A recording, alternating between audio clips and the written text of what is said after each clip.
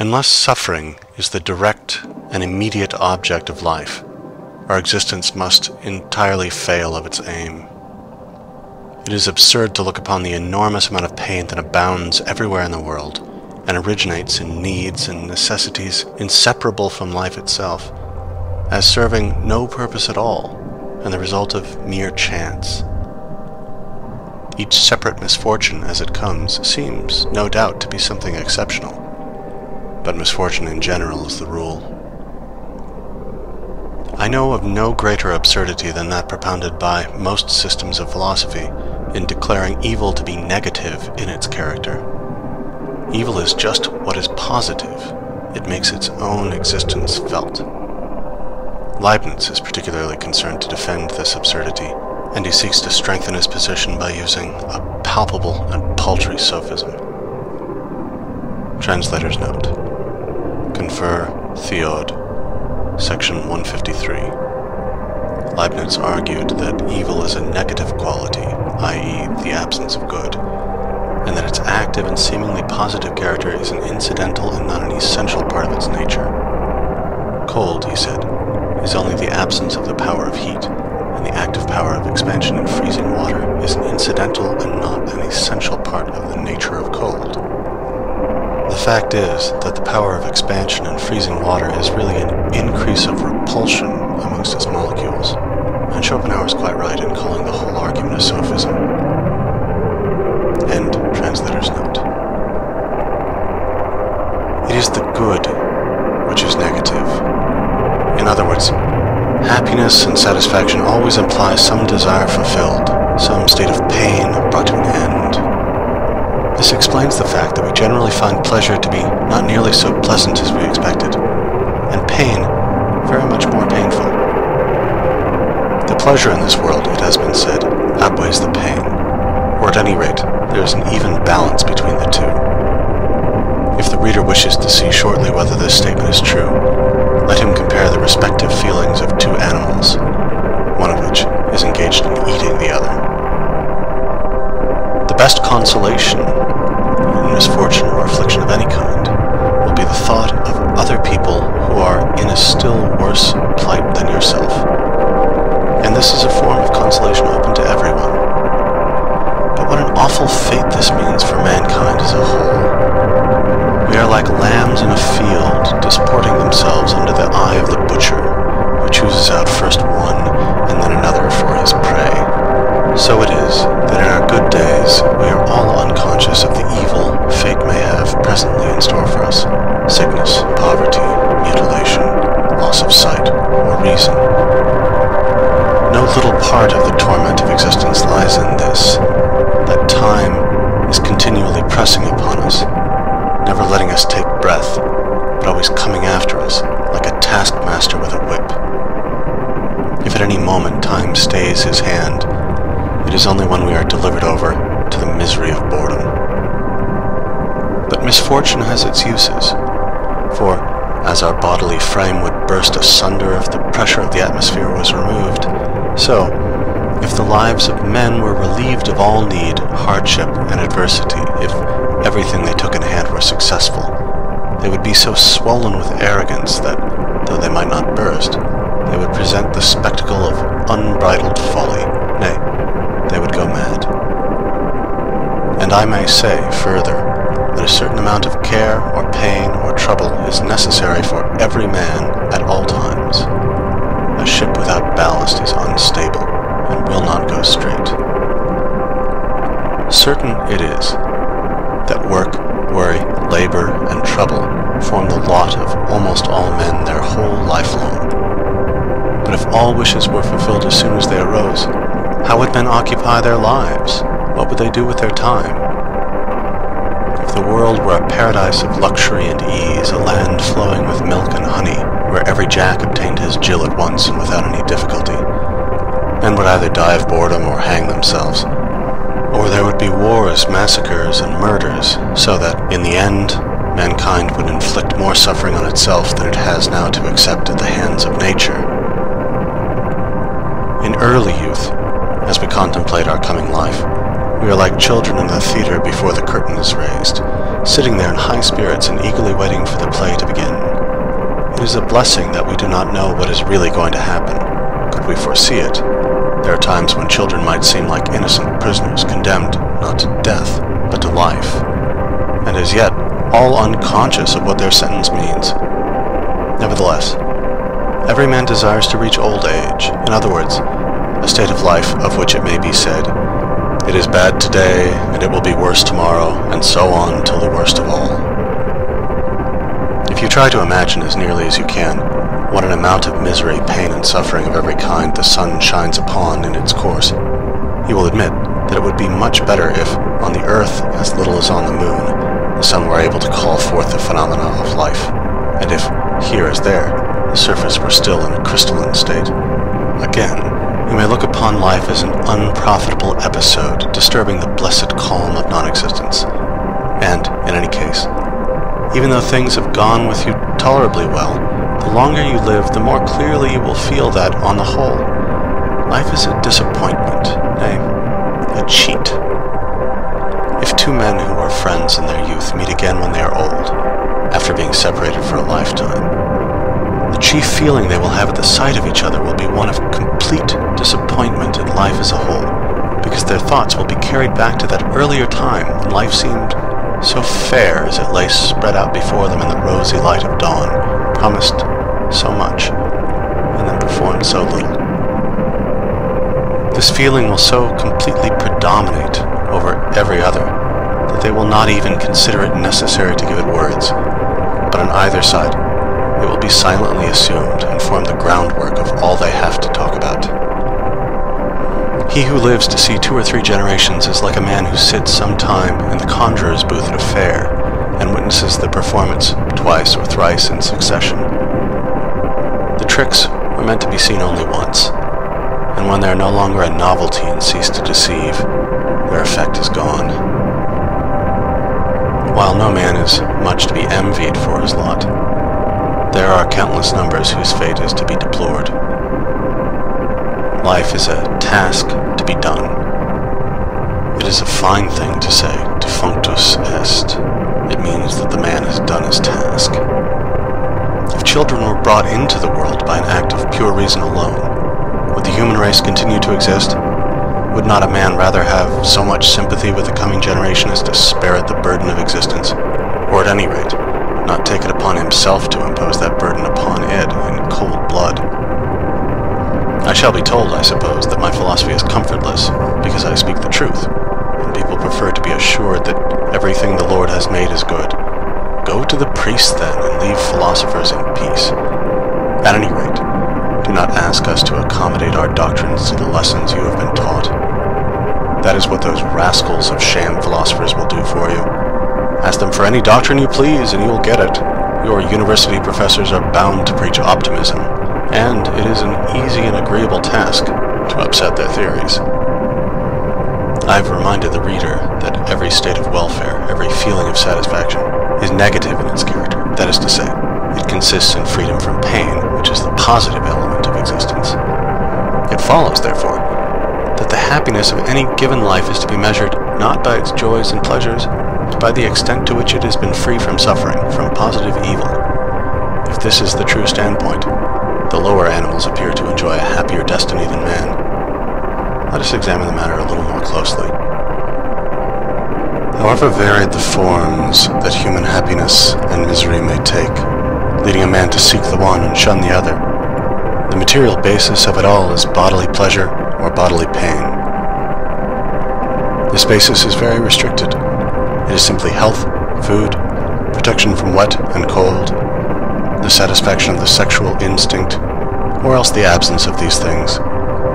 Consequently, as far as real physical pleasure is concerned, the man is not much better off than the brute, except insofar as the higher possibilities of his nervous system make him more sensitive to every kind of pleasure, but also, it must be remembered, to every kind of pain. But then, compared with the brute, how much stronger are the passions aroused in him? What an immeasurable difference there is in the depth and vehemence of his emotions. And yet, in the one case, as in the other, all to produce the same result in the end, namely, health, food, clothing, and chief source of all this passion is that thought for what is absent and future, which, with man, exercises such a powerful influence upon all he does. It is this that is the real origin of his cares, his hopes, his fears. Emotions which affect him much more deeply than could ever be the case with those present joys and sufferings to which the brute is confined. In his powers of reflection, memory, and foresight, man possesses, as it were, a machine for condensing and storing up his pleasures and his sorrows. But the brute has nothing of the kind. Whenever it is in pain, it is as though it were suffering for the first time, even though the same thing should have previously happened to it times out of number. It has no power of summing up its feelings, hence its careless and placid temper. How much it is to be envied!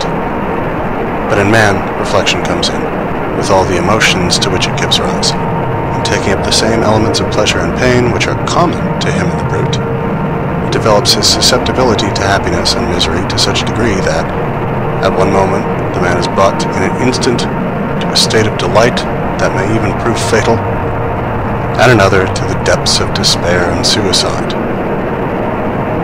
If we carry our analysis a step farther, we shall find that, in order to increase his pleasures, man has intentionally added to the number and pressure of his needs, which in their original state were not much more difficult to satisfy than those of the brute.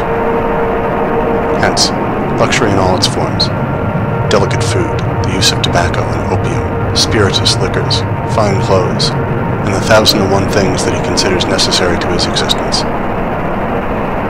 And above and beyond all this, there is a separate and peculiar source of pleasure and consequently of pain, which man has established for himself, also as the result of using his powers of reflection. And this occupies him out of all proportion to its value, nay, almost more than all his other interests put together. I mean ambition, and the feeling of honor and shame. In plain words, what he thinks about the opinion other people have of him. Taking 1,000 forms, often very strange ones, this becomes the goal of almost all the efforts he makes that are not rooted in physical pleasure or pain. It is true that besides the sources of pleasure which he has in common with the brute, man has the pleasures of the mind as well. These admit of many gradations, from the most innocent trifling or the merest talk up to the highest intellectual achievements. But there is the accompanying boredom to be set against them on the side of suffering. Boredom is a form of suffering unknown to brutes, at any rate in their natural state. It is only the very cleverest of them who show faint traces of it when they are domesticated, whereas in the case of man it has become a downright scourge. The crowd of miserable wretches whose one aim in life is to fill their purses, but never to put anything into their heads, offers a singular instance of this torment of boredom. Their wealth becomes a punishment by delivering them up to misery of having nothing to do. For to escape it, they will rush about in all directions, traveling here, there, and everywhere. No sooner do they arrive in a place than they are anxious to know what amusements it affords, just as though they were beggars asking where they could receive a dole. Of a truth, need and boredom are the two poles of human life. Finally, I may mention that as regards the sexual relation, a man is committed to a peculiar arrangement which drives him obstinately to choose one person. This feeling grows now and then into a more or less passionate love, which is the source of little pleasure and much suffering. It is, however, a wonderful thing that the mere addition of thought should serve to raise such a vast and lofty structure of human happiness and misery, resting, too, on the same narrow basis of joy and sorrow as man holds in common with the brute, and exposing him to such violent emotions, to so many storms of passion, so much convulsion of feeling, that what he has suffered stands written, and may be read in the lines on his face. And yet, when all is told, he has been struggling ultimately for the same things as the brute has attained, and with an incomparably smaller expenditure of passion and pain. But all this contributes to increase the measures of suffering in human life, out of all proportion to its pleasures, and the pains of life are made much worse for man by the fact that death is something very real to him. The brute flies from death instinctively, without really knowing what it is, and therefore without ever contemplating it in the way natural to a man who has this prospect always before his eyes. So that, even if only a few brutes die a natural death, and most of them live only just long enough to transmit their species, and then, if not earlier, become the prey of some other animal, whilst Man, on the other hand, manages to make so-called natural death the rule, to which, however, there are a good many exceptions. The advantage is on the side of the brute, for the reasons stated above. But the fact is that man attains the natural term of years just as seldom as the brute, because the unnatural way in which he lives and the strain of work and emotion lead to a degeneration of the race, and so his goal is not often reached. The brute is much more content with mere existence than man. The plant is wholly so, and man finds satisfaction in it just in proportion as he is dull and obtuse. Accordingly, the life of the brute carries less sorrow with it, but also less of joy when compared with the life of man. And while this may be traced on the one side to freedom from the torment of care and anxiety, it is also due to the fact that hope, in any real sense, is unknown to the brute. It is thus deprived from any share in that which gives us the most and best of our joys and pleasures, the mental anticipation of a happy future, and the inspiriting play of fantasy, both of which we owe to our power of imagination. If the brute is free from care, it is also, in this sense, without hope. In either case, because its consciousness is limited to the present moment, to what it can actually see before it. The brute is an embodiment of present impulses, and hence what elements of fear and hope exist in its nature, and they do not go very far, arise only in relation to objects that lie before it and within reach of those impulses, whereas a man's range of vision embraces the whole of his life and extends far into the past and future. Following upon this, there is one respect in which brutes show real wisdom when compared to us. I mean their quiet, placid enjoyment of the present moment. The tranquility of mind which this seems to give them often puts us to shame, for the many times we allow our thoughts and our cares to make us restless and discontented. And in fact, those pleasures of hope and anticipation which I have been mentioning are not to be had for nothing. The delight which a man has in hoping for and looking forward to some special satisfaction is a part of the real pleasure attached to it, enjoyed in advance. This is afterwards deducted, for the more we look forward to anything, the less satisfaction we find in it when it comes. But the brute's enjoyment is not anticipated, and therefore suffers no deduction, so that the actual pleasure of the moment comes to it whole and unimpaired. In the same way, too, evil presses upon the brute only with its own intrinsic light, whereas with us, the fear of it coming often makes its burden 10 times more grievous. It is just this characteristic way in which the brute gives itself up entirely to the present moment that contributes so much to the delight that we take in our domestic pets. They are the present moment personified, and in some respects they make us feel the value of every hour that is free from trouble and annoyance, which we, with our thoughts and preoccupations, mostly disregard. But man, that selfish and heartless creature, misuses this quality of the brute to be more content than we are with mere existence, and often works it to such an extent that he allows the brute absolutely nothing more than mere bare life. The bird which was made so that it might rove over half of the world he shuts up into the space of a cubic foot, there to die a slow death in longing and crying for freedom, for in a cage it does not sing for the pleasure of it. And when I see how man misuses the dog, his best friend, how he ties up this intelligent animal with a chain, I feel the deepest sympathy with the brute, and burning indignation against its master. We shall see later that by taking a very high standpoint, it is possible to justify the sufferings of mankind. But this justification cannot apply to animals, whose sufferings, while in a great measure brought about by men, are often considerable, even apart from their agency. And so we are forced to ask, why and for what purpose does all this torment and agony exist?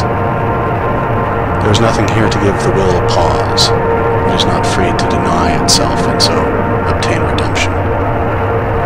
There is only one consideration that may serve to explain the sufferings of animals. It is this, that the will to live, which underlies the whole world of phenomena, must, in their case, satisfy its cravings by feeding upon itself. This it does by forming a gradation of phenomena, every one of which exists at the expense of another. I have shown, however, that the capacity for suffering is less in animals than in man. Any further explanation that may be given of their fate will be in the nature of hypothesis, if not actually mythical in character, then I may leave the reader to speculate upon the matter for himself. Brahma is said to have produced the world by a kind of fall or mistake, and in order to atone for his folly, he is bound to remain in it himself until he works out his redemption. As an account of the origin of things, that is admirable. According to the doctrines of Buddhism, the world came into being as the result of some inexplicable disturbance in the heavenly calm of nirvana, that blessed state obtained by expiation, which had endured for so long a time, the change taking place by a kind of fatality. This explanation must be understood as having at bottom some moral bearing, although it is illustrated by an exactly parallel theory in the domain of physical science, which places the origin of the sun in a primitive streak of mist, formed one knows not how. Subsequently, by a series of moral errors, the world became gradually worse and worse, true of the physical orders as well, until it assumed the dismal aspect it wears today. Excellent. The Greeks looked upon the world and the gods as the work of an inscrutable necessity, but a passable explanation. We may be content with it until we can get a better. Again, Ormuzd and Ahriman are rival powers continually at war. That is not bad. But that a god like Jehovah should have created this world of misery and woe out of pure caprice, and because he enjoyed doing it, and should then have clapped his hands in praise of his own work and declared everything to be very good, that will not do at all. In its explanation of the origin of the world, Judaism is inferior to any other form of religious doctrine professed by a civilized nation, and it is quite in keeping with this that it is the only one which presents no trace whatever of any belief in the immortality of the soul. Even though Leibniz's contention that this is the best of all possible worlds were correct, that would not justify God in having created it, for he is the creator not of the world only, but of possibility itself, and therefore he ought to have so ordered possibility as that it would admit of something better. There are two things which make it impossible to believe that this world is the successful work of an all-wise, all-good, and at the same time, all-powerful being. Firstly, the misery which abounds in it everywhere, and secondly, the obvious imperfection of its highest product, man, who is a burlesque of what he should be. These things cannot be reconciled with any such belief. On the contrary, they are just the facts which support what I've been saying. They are our authority for viewing the world as the outcome of our own misdeeds, and therefore as something that had better not have been. Whilst, under the former hypothesis, they amount to a bitter accusation against the Creator and supply material for sarcasm, under the latter, they form an indictment against our own nature, our own will, and teach us a lesson of humility. They teach us to see that, like the children of a libertine, we come into the world with a burden of sin upon us, and that it is only through having continually to atone for the sin that our existence is so miserable, and that its end is death. There is nothing more certain than the general truth that it is the grievous sin of the world which has produced the grievous suffering of the world. I am not referring here to the physical connection between these two things lying in the realm of experience. My meaning is metaphysical. Accordingly, the sole thing that reconciles me to the Old Testament is the story of the fall. In my eyes, it is the only metaphysical truth in that book, even though it appears in the form of an allegory. There seems to me no better explanation of our existence than that it is the result of some false step, some sin of which we are paying the penalty. I cannot refrain from recommending the thoughtful reader a popular, but at the same time profound treatise on this subject by Claudius, which exhibits the essentially pessimistic spirit of Christianity. It is entitled, "Cursed is the ground for thy sake." Between the ethics of the Greeks and the ethics of the Hindus, there is a glaring contrast. In the one case, with the exception, it must be confessed, of Plato, the object of ethics is to enable a man to lead a happy life. In the other, it is to free and redeem him from life altogether, as is directly stated in the very first words of the Samkhya Karika.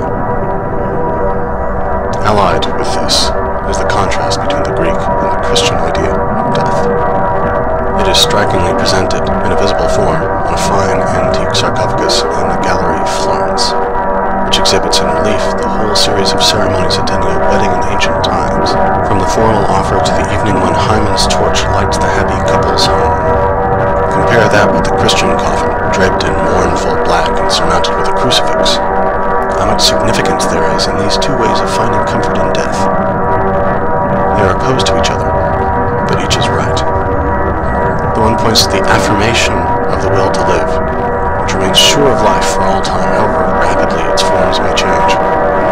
The other, and the symbol of suffering and death, points to the denial of the will to live, to redemption from this world, demanding death, devil.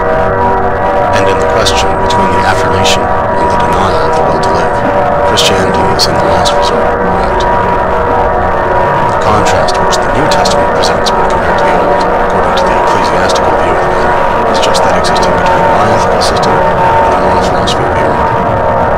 The Old Testament represents man as under the dominion of law, in which, however, there is no redemption. The New Testament declares law to effect, frees man from its dominion, and in its stead preaches the kingdom of grace, to be won by faith, love of neighbor, and entire sacrifice of self. This is the path of redemption from the evil of the world. The spirit of the New Testament is undoubtedly asceticism. However, your Protestants and rationalists may twist it to suit their purpose. Asceticism is the denial of the will to live, and the transition from the Old Testament to the New, from the dominion of law to that of faith, from justification by works to redemption through the mediator, from the domain of sin and death to eternal life in Christ, means, when taken in its real sense, the transition from the merely moral virtues to the denial of the will to live. My philosophy shows the metaphysical foundation of justice and the love of mankind, and points to the goal to which these virtues necessarily lead if they are practiced in perfection. At the same time, it is candid in confessing that a man must turn his back upon the world, and that the denial of the will to live is the way of redemption. It is therefore really at one with the spirit of the New Testament, whilst all other systems are couched in the spirit of the Old, that is to say, theoretically as well as practically, their result is Judaism, mere despotic theism. In this sense, then, my doctrine might be called the only true Christian philosophy. However paradoxical a statement this may seem to people who take superficial views, instead of penetrating to the heart of the matter.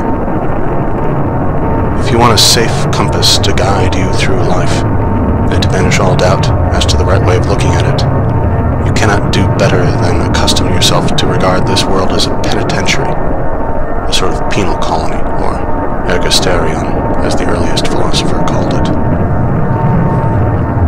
Amongst the Christian fathers, Origen, with praiseworthy courage, took this view, which is further justified by certain objective theories of life. I refer not to my own philosophy alone, but to the wisdom of all ages, as expressed in Brahmanism and Buddhism, and in the sayings of Greek philosophers like Empedocles and Pythagoras, as also by Cicero, in his remark that the wise men of old used to teach that we come into this world to pay the penalty of crime committed in another state of existence, a doctrine which formed part of the initiation into the mysteries.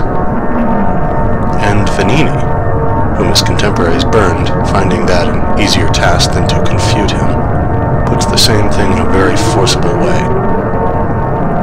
Man, he says, is so full of every kind of misery that were it not repugnant to the Christian religion, I should venture to affirm that if evil spirits exist at all, they have posed into human form and are now atoning for their crimes. And true Christianity, using the word in its right sense, also regards our existence as the consequence of sin and error. If you accustom yourself to this view of life, you will regulate your expectations accordingly, and cease to look upon all its disagreeable incidents, great and small, its sufferings, its worries, its misery, as anything unusual or irregular. Nay, you will find that everything is as it should be, in a world where each of us pays the penalty of existence in his own peculiar way. Amongst the evils of a penal colony is the society of those who form it. And if the reader is worthy of better company, he will need no words from me to remind him of what he has to put up with at present. If he has a soul above the common, or if he is a man of genius, he will occasionally feel like some noble prisoner of state, condemned to work in the galleys with common criminals. He will follow his example and try to isolate himself. In general, however, it should be said that this view of life will enable us to contemplate the so-called imperfections of the great majority of men, their moral and intellectual deficiencies and the resulting base type of countenance, without any surprise, to say nothing of indignation. For we shall never cease to reflect where we are, and that the men about us are beings conceived and born in sin, and living to atone for it. That is what Christianity means in speaking of the sinful nature of man. Pardon's the word to all. Whatever folly men commit, be their shortcomings or their vices what they may, let us exercise forbearance, remembering that when these faults appear in others, it is our follies and vices that we behold. They are the shortcomings of humanity, to which we belong, whose faults, one and all, we share.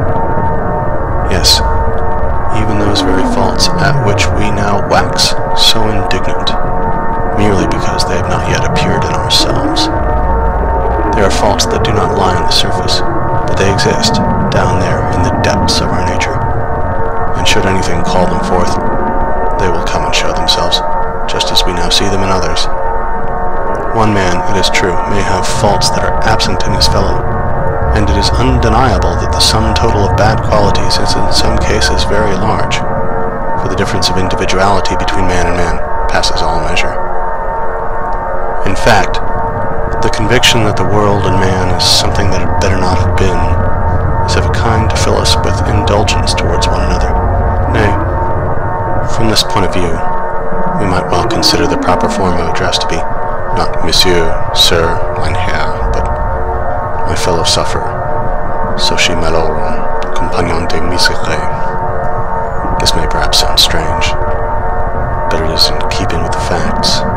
It puts others in a right light, and it reminds us of that which is after all the most necessary thing in life: tolerance, patience, regard, and love of neighbor, of which everyone stands in need, and which, therefore, every man owes to his fellow.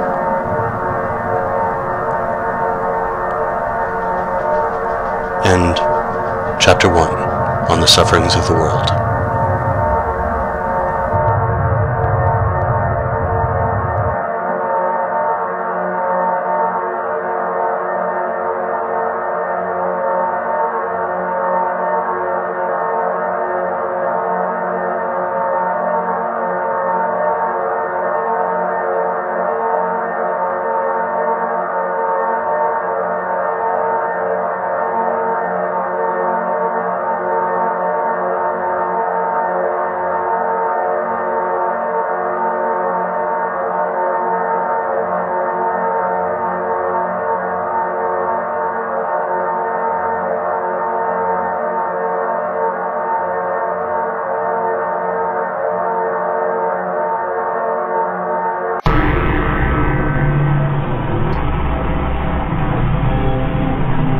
This vanity finds expression in the whole way in which things exist, in the infinite nature of time and space, as opposed to the finite nature of the individual in both, in the ever-passing present moment as the only mode of actual existence, in the interdependence and relativity of all things, in continual becoming without ever being, in constant wishing and never being satisfied, in the long battle which forms the history of life, where every effort is checked by difficulties and stopped till they are overcome. Time is that in which all things pass away. It is merely the form under which the will to live, the thing in itself, and therefore imperishable, has revealed to it that its efforts are in vain. It is that agent by which, at every moment, all things in our hands become as nothing, and lose any real value they possess. That which has been exists no more. It exists as little as that which has never been. But of everything that exists you may say, in the next moment, that it has been. Hence, something of great importance now past is inferior to something of little importance now present. in that the latter is a reality, and related to the former as something to nothing. A man finds himself, to his great astonishment, suddenly existing after thousands and thousands of years of non-existence. He lives for a little while, and then, again, comes an equally long period when he must exist no more. The heart rebels against this, and feels that it cannot be true. The crudest intellect cannot speculate on such a subject without having a presentiment that time is something ideal in its nature. This ideality of time and space is the key to every true system of metaphysics, because it provides for quite another order of things that is to be met with in the domain of nature. This is why Kant is so great. Of every event in our life, we can say only for one moment that it is, forever after that it was.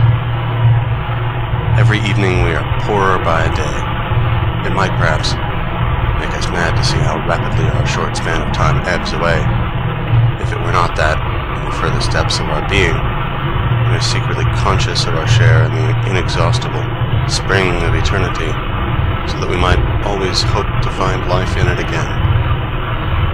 Consideration of the kind touched on above might indeed lead us to embrace the belief that the greatest wisdom is to make the enjoyment of the present the supreme object of life, because that is the only reality, all else being merely the play of thought. On the other hand, such a course might just as well be called the greatest folly, for that which in the next moment exists no more and vanishes utterly, like a dream, can never be worth a serious effort.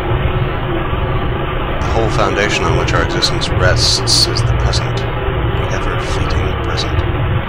It lies, then, in the very nature of our existence to take the form of constant motion, and to offer no possibility of our ever attaining the rest for which we are always striving. We are like a man running downhill who cannot keep on his legs unless he runs on, and will inevitably fall if he stops. Or again, like a pole balanced on the tip of one's fingers, or a planet which would fall into its sun the moment it ceased to hurry forward on its way. Unrest is the mark of existence. In a world where all is unstable, and naught can endure, but is swept onward at once in the hurrying whirlpool of change, where a man, if he is to keep erect at all, must always be advancing and moving like an acrobat on a rope. In such a world, happiness is inconceivable. How can it dwell where, as Plato says, continual becoming and never being is the sole form of existence? In the first place, a man never is happy, but spends his whole life in striving after something which he thinks will make him so. He seldom attains his goal, and when he does, it is only to be disappointed. He is mostly shipwrecked in the end, and comes into harbor with masts and rigging gone. And then, it is all one whether he has been happy or miserable, for his life was never anything more than a present moment, always vanishing, and now it is over.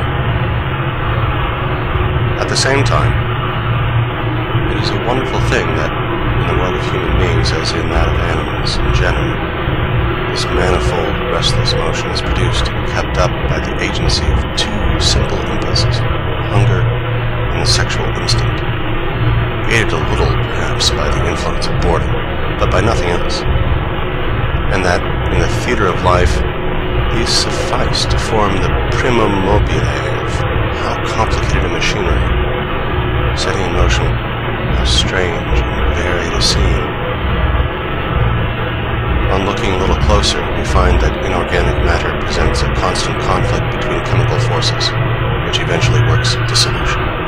And on the other hand, that organic life is impossible without constant change of matter. It cannot exist if it does not receive perpetual help from without. This is the realm of finality, and its opposite would be an infinite existence, exposed to no attack from without and needing nothing to support it. The realm of eternal peace, some timeless, changeless state, one and undiversified, the negative knowledge of which forms the dominant note of the Platonic philosophy. It is to some such state as this that the denial of the will to live opens up the way. The scenes of our life are like pictures done in rough mosaic. Looked at close, they produce no effect. There is nothing beautiful to be found in them, unless you stand some distance off. So, to gain anything we have longed for is only to discover how vain and empty it is. And even though we are always living in expectation of better things, at the same time we often repent and long to have the past back again. We look upon the present as something to be put up with while it lasts, and serving only as the way towards our goal. Hence, most people, if they glance back when they come to the end of life, will find that all along they have been living ad interim. They will be surprised to find that the very thing they disregarded and let slip by unenjoyed is just the life in the expectation of which they passed all their time. Of how many a man may it not be said that hope made a fool of him until he danced into the arms of death? Then again, how insatiable a creature is man! Every satisfaction he attains lays the seeds of some new desire, so that there is no end to the wishes of each individual will. And why is this? The real reason is simply that, taken in itself, will is the lord of all worlds. Everything belongs to it, and therefore, no one single thing can ever give it satisfaction, but only the whole, which is endless. For all that, it must rouse our sympathy to think how very little the will, this lord of the world, really gets when it takes the form of an individual. Usually only just enough to keep the body together. This is why man is so very miserable. Life presents itself chiefly as a task. The task, I mean, of subsisting at all. Gagne sa vie. If this is accomplished, life is a burden. And then there comes the second task of doing something with that which has been won, of warding off boredom, which, like a bird of prey, hovers over us, ready to fall whenever it sees a life secure from need. The first task is to win something, the second, to banish the feeling that it has been won, otherwise it is a burden. Human life must be some kind of mistake. The truth of this will be sufficiently obvious if we only remember that man is a compound of needs and necessities hard to satisfy, and that even when they are satisfied, all he obtains is a state of painlessness, where nothing remains to him but abandonment to boredom. This is direct proof that existence has no real value in itself. For what is boredom but the feeling of the emptiness of life? If life, the craving for which is the very essence of our being, were possessed of any positive intrinsic value, there would be no such thing as boredom at all. Mere existence would satisfy us in itself, and we should want for nothing. But, as it is, we take no delight in existence except when we are struggling for something, and then distance and difficulties to be overcome make our goal look as though it would satisfy us, an illusion which vanishes when we reach it, or else when we are occupied with some purely intellectual interest. In reality, we have stepped forth from life to look upon it from the outside, much after the manner of spectators at a play. And even sensual pleasure itself means nothing but a struggle and aspiration, ceasing the moment its aim is attained. Whenever we are not occupied in one of these ways, but cast upon existence itself, its vain and worthless nature is brought home to us, and this is what we mean by boredom. The hankering after what is strange and uncommon, an innate and ineradicable tendency of human nature, shows how glad we are at any interruption of that natural course of affairs which is so very tedious. That this most perfect manifestation of the will to live, the human organism, with the cunning and complex working of its machinery, must fall to dust and yield up itself and all its strivings to extinction. This is the naive way in which nature, who is always so true and sincere in what she says, proclaims the whole struggle of this will as, in its very essence, barren and unprofitable. Were it of any value in itself, anything unconditioned and absolute, it could not thus end in mere nothing. If we turn from contemplating the world as a whole, and in particular the generations of men as they live their little hour of mock existence, and then have swept away in rapid succession, if we turn from this, and look at life in its small details, as presented, say, in a comedy, how ridiculous it all seems. It is like a drop of water seen through a microscope, a single drop teeming with infusoria, or a speck of cheese full of mites invisible to the naked eye. How we laugh as they bustle about so eagerly and struggle with one another in so tiny a space. And whether here, or in the little span of human life, this terrible activity produces a comic effect, it is only in the microscope that our life looks so big. It is an indivisible point, drawn out and magnified by the powerful lenses of time and space.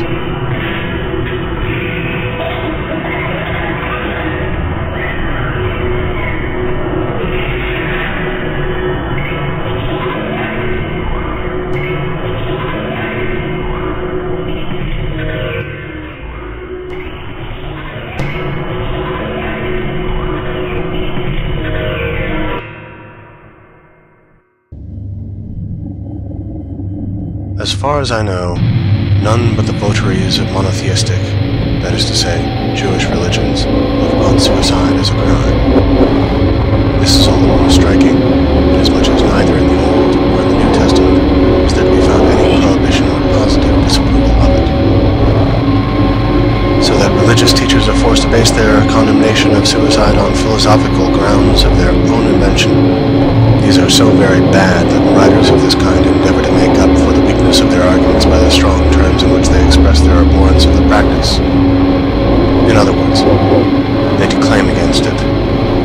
They tell us that suicide is the greatest piece of cowardice, that only a madman could be guilty of it, and other insipidities of the same kind. Or else they make the nonsensical remark that suicide is wrong, when it is quite obvious that there is nothing in the world to which every man has a more unassailable title than to his own life and person. Suicide, as I have said, is actually accounted a crime, and a crime which, especially under the vulgar bigotry that prevails in England, is followed by an ignominious burial and the seizure of the man's property. And for that reason, in the case of suicide, the jury almost always brings in a verdict of insanity. Now, let the reader's own moral feelings decide as to whether or not suicide is a criminal act. Think of the impression that would be made upon you by the news that someone you know had committed the crime, say, of murder or theft, or been guilty of some act of cruelty, deception, and compare it with your feelings when you hear that he has met a voluntary death. While in the one case a lively sense of indignation and extreme resentment will be aroused, and you will call loudly for punishment or revenge. In the other, you will be moved to grief and sympathy, and mingled with your thoughts will be admiration for his courage, rather than the moral disapproval which falls upon a wicked action. Who has not had acquaintances, friends, relations, who of their own will have left this world? And are these to be thought of with horror as criminals? Most emphatically, no. I am rather of opinion that the clergy should be challenged to explain what right they have to go into the pulpit and take up their pens and stamp as a crime an action which many men whom we hold in affection and honor have committed, and to refuse an honorable burial to those who relinquish this world voluntarily. They have no biblical authority to boast of as justifying their condemnation of suicide. Nay, not even any philosophical arguments that will hold water. And it must be understood that it is arguments we want, and that we will not be put off with mere phrases or words of abuse. If the criminal law forbids suicide, that is not an argument valid in the Church, and besides, prohibition is ridiculous. For what penalty can frighten a man who is not afraid of death itself? If the law punishes people for trying to commit suicide, it is punishing the want of skill that makes the attempt a failure. The ancients, moreover, were very far from regarding the matter in that light. Pliny says, "Life is not so desirable a thing as to be protracted at any cost. Whoever you are sure to die, even though your life has been full of abomination and crime. Chief of all remedies for a troubled mind is the feeling that among the blessings which nature gives to man, there is none greater than an opportune death, and the best of it is that everyone can avail himself of it." And elsewhere, the same writer declares, "Not even to God are all things possible. for he could not compass his own death if he willed to die. And yet, in all the miseries of our earthly life, this is the best of his gifts to man. Nay, in Massilia and on the island of Ceos, the man who could give valid reasons for relinquishing his life was handed the cup of hemlock by the magistrate, and that too in public. And in ancient times, how many heroes and wise men died a voluntary death? Aristotle, it is true, declared suicide to be an offense against the state, although not against the person. But in Stobaeus' exposition of the peripatetic philosophy there is the following remark: the good man should flee life when his misfortunes become too great.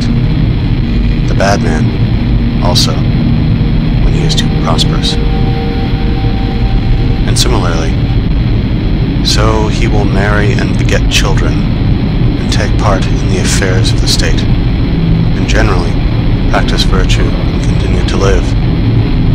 And then, again, if need be, and at any time necessity compels him, he will depart to his place of refuge in the tomb. And we find that the Stoics actually praised suicide as a noble and heroic action, as hundreds of passages show. Above all, in the works of Seneca, who expresses the strongest approval of it. As is well known, the Hindus look upon suicide as a religious act, especially when it takes the form of self-immolation by widows, but also when it consists in casting oneself under the wheels of the chariot of the god at Juggernaut, or being eaten by crocodiles in the Ganges, or being drowned in the holy tanks in the temples, and so on. The same thing occurs on the stage, that mirror of life. For example, in L'Orphelin de la Chine, a celebrated Chinese play, almost all the noble characters end by suicide, without the slightest hint anywhere, or any impression being produced on the spectator, that they are committing a crime. And in our own theatre is much the same. Palmyra, for instance, in Mahomet, or Mortimer, in Maria Stuart. Othello, Countess Terzky. Is Hamlet's monologue the meditation of a criminal? He merely declares that if we had any certainty of being annihilated by it, death would be infinitely preferable to the world as it is. But there lies the rub. The reasons advanced against suicide by the clergy of monotheistic, that is to say, Jewish religions, and by those philosophers who adapt themselves thereto, are weak sophisms which can easily be refuted. The most thoroughgoing refutation of them is given by Hume in his essay on suicide. This did not appear until after his death, when it was immediately suppressed, owing to the scandalous bigotry and outrageous ecclesiastical tyranny that prevailed in England. And hence, only a very few copies of it were sold under cover of secrecy and at a high price. This and another treatise by that great man have come to us from Basel, and we may be thankful for the reprint. It is a great disgrace to the English nation that a purely philosophical treatise, which, proceeding from one of the first thinkers and writers in England, aimed at refuting the current arguments against suicide with the light of cold reason, should be forced to sneak about in that country, as though it were some rascally production, until at last it found refuge on the continent. At the same time, it shows what a good conscience the Church has in such matters. In my chief work, I have explained the only valid reason existing against suicide on the score of morality. It is this: that suicide thwarts the attainment of the highest moral aim by the fact that, for a real release from this world of misery, it substitutes one that is merely apparent. But from a mistake to a crime is a far cry, and it is as a crime that the clergy of Christendom wish us to regard suicide. Translator's note. Schopenhauer refers to Die Welt als Wille und Vorstellung, Volume 1, Section 69, where the reader may find the same argument stated at somewhat greater length. According to Schopenhauer, moral freedom, the highest ethical aim, is to be obtained only by a denial of the will to live. Far from being a denial, suicide is an emphatic assertion of this will, for it is in fleeing from the pleasures, not the sufferings of life, that this denial consists. When a man destroys his existence as an individual, he is not by any means destroying his will to live. On the contrary, he would like to live, if he could do so with satisfaction to himself, if he could assert his will against the power of circumstance. But circumstance is too strong for him. End footnote. The inmost kernel of Christianity is the truth that suffering, the cross, is the real end and object of life. Hence, Christianity condemns suicide as thwarting this end, whilst in the ancient world, taking a lower point of view, held it in approval, nay, in honor. But if that is to be accounted a valid reason against suicide, it involves the recognition of asceticism. That is to say, it is valid only from a much higher ethical standpoint than has ever been adopted by moral philosophers in Europe. If we abandon that high standpoint, there is no tenable reason left, on the score of morality, for condemning suicide. The extraordinary energy and zeal with which the clergy of monotheistic religions attack suicide is not supported either by any passages in the Bible or by any considerations of weight, so that it looks as though they must have some secret reason for their contention. May it not be this, that the voluntary surrender of life is a bad compliment for him who said that all things were very good? If this is so, it offers another instance of the crass optimism of these religions, denouncing suicide to escape being denounced by it. It will generally be found that as soon as the terrors of life reach the point at which they outweigh the terrors of death, a man will put an end to his life. But the terrors of death offer considerable resistance. They stand like a sentinel at the gate leading out of this world. Perhaps there is no man alive who would not have already put an end to his life, if this end had been of a purely negative character, a sudden stoppage of existence. There is something positive about it. It is the destruction of the body, and a man shrinks from that because his body is the manifestation of the will to live.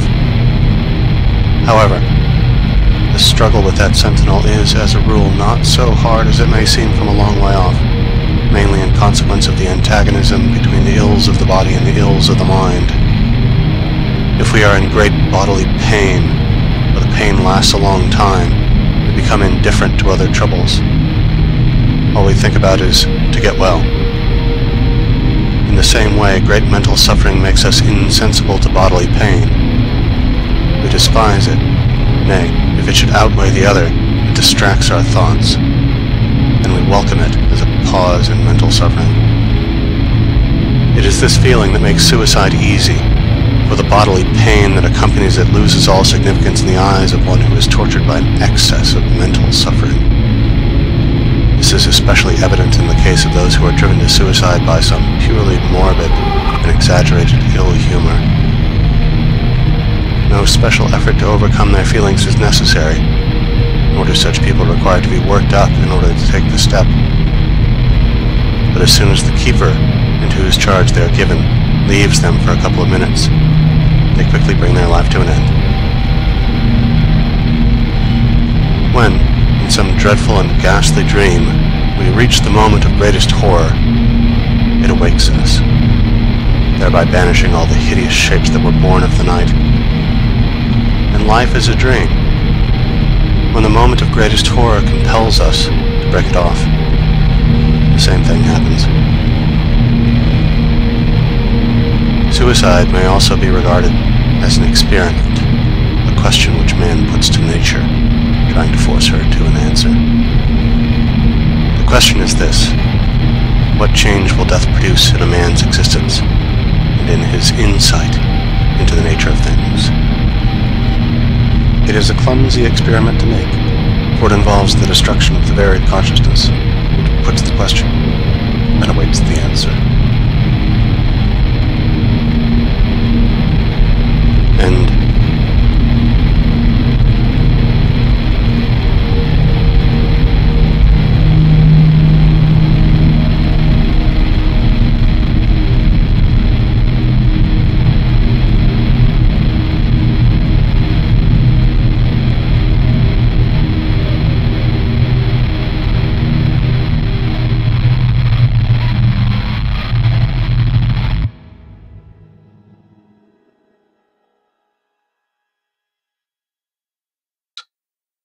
Tell me now, in one word, what shall I be after my death?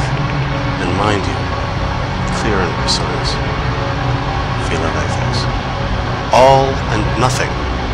Thrasymachos. I thought so. I gave you a problem and you solved it by a contradiction. That's a very stale trick.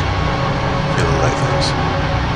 Yes, but you raise transcendental questions, and you expect me to answer them in language that is only made for immanent knowledge. It's no wonder that a contradiction ensues. Thrasymachos. What do you mean by transcendental questions and immanent knowledge? I've heard these expressions before, of course. They're not new to me. The professor was fond of using them, but only as predicates of the deity, and he never talked of anything else, which was all quite right and proper. He argued thus: if the deity was in the world itself, he was immanent. If he was somewhere outside it, he was transcendent. Nothing could be clearer and more obvious. You knew where you were. But this Kantian rigmarole won't do anymore. It's antiquated and no longer applicable to modern ideas. Why, we've had a whole row of eminent men in the metropolis of German learning. German humbug, he means. The mighty Schleiermacher, for instance, and that gigantic intellect Hegel. And at this time of day we've abandoned that nonsense. I should rather say, we're so far beyond it that we can't put up with it anymore. What's the use of it then? What does it all mean? Philalethes. Transcendental knowledge is knowledge which passes beyond the bounds of possible experience. It strives to determine the nature of things as they are in themselves. Immanent knowledge, on the other hand, is knowledge which confines itself entirely with those bounds, so that it cannot apply to anything but actual phenomena. As far as you are an individual, death will be the end of you. But your individuality is not your true and inmost being. It is only the outward manifestation of it. It is not the thing in itself, but only the phenomenon presented in the form of time, and therefore the beginning and an end. But your real being knows neither time nor beginning nor end, nor yet the limits of any given individual. It is everywhere present in every individual, and no individual can exist apart from it. So when death comes, on the one hand, you are annihilated as an individual. On the other, you are and remain everything. That is what I meant when I said that after your death, you would be all and nothing. It is difficult to find a more precise answer to your question, and at the same time be brief. The answer is contradictory, I admit, but it is so simply because your life is in time, and the immortal part of you in eternity. You may put the matter thus: your immortal part is something that does not last in time, and yet is indestructible. But there you have another contradiction. You see what happens by trying to bring the transcendental within the limits of immanent knowledge? It is in some sort doing violence to the latter by misusing it for ends it was never meant to serve. Thrasymachos. Look here, I shan't give 2 pence for your immortality unless I'm to remain an individual. Philalethes. Well, perhaps I may be able to satisfy you on this point. Suppose I guarantee you that after death you shall remain an individual, but only on condition that you first spend 3 months of complete unconsciousness. Thrasymachos. I shall have no objection to that. Philalethes. But remember, if people are completely unconscious, they take no account of time. So when you are dead, it's all the same to you whether 3 months pass in the world of consciousness or 10,000 years.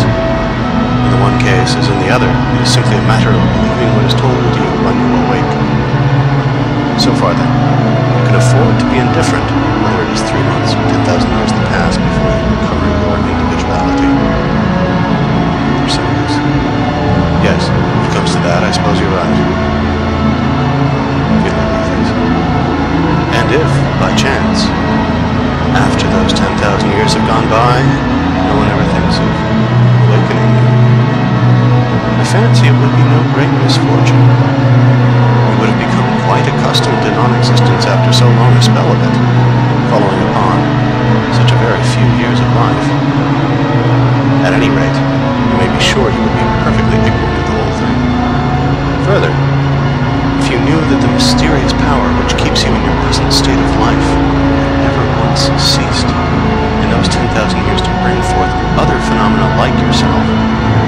endow them with life.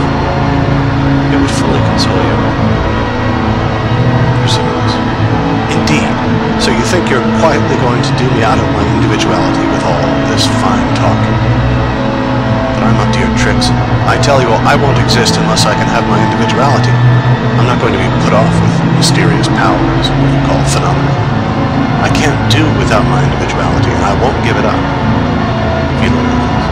You mean, I suppose, that your individuality is such a delightful thing, so splendid, so perfect, and beyond compare, that you can't imagine anything better? Aren't you ready to exchange your present state for one which, if we can judge by what is told us, may possibly be superior and more endurable? Don't you see that my individuality, be it what it may, is my very self? To me it is the most important thing in the world. For God is God, I am I. I want to exist. That's the main thing. I don't care about an existence which has to be proved to be mine before I can believe it. Think what you're doing. You say, I want to exist. There's nothing alone that says this. Everything says it. Absolutely everything that has the faintest trace of consciousness. It follows then that this desire of yours is just the part of you that is not individual, the part that is common to all things without distinction. It is the crime, not of the individual, but of existence itself. It is the intrinsic element in everything that exists. Nay, it is the cause of anything existing at all. This desire craves for, and so is satisfied with, nothing less than existence in general. Not any definite individual existence. No, that is not its aim. It seems to be so only because this desire, this will, attains consciousness only in the individual, and therefore looks as though it were concerned with nothing but the individual. There lies the illusion. An illusion, it is true, in which the individual is held fast, but if he reflects, he can break the fetters and set himself free. It is only indirectly, I say, that the individual has this violent craving for existence. It is the will to live, which is the real and direct aspirant, alike and identical in all things. Since then, existence is the free work, nay, mere reflection of will, where existence is, there too, must be will. And for the moment, the will finds its satisfaction in existence itself, so far I know, as that which never rests and presses for all eternity can ever find any satisfaction at all. The will is careless of the individual. The individual is not its business, although, as I've said, this seems to be the case because the individual has no direct consciousness of will except in himself. The effect of this is to make the individual careful to maintain his own existence, and if this were not so, there would be no surety for the preservation of the species. From all this, it is clear that individuality is not a form of perfection, but rather of limitation. So to be freed from it is not loss but gain. Trouble yourself no more about the matter. Once thoroughly recognize what you are, what your existence really is, namely, the universal will to live. And the whole question will seem to you childish and most ridiculous. You are childish yourself and most ridiculous, like all philosophers. And if a man of my age lets himself in for a quarter of an hour's talk with such fools, it is only because it amuses me and passes the time. I've more important business to attend to, so goodbye.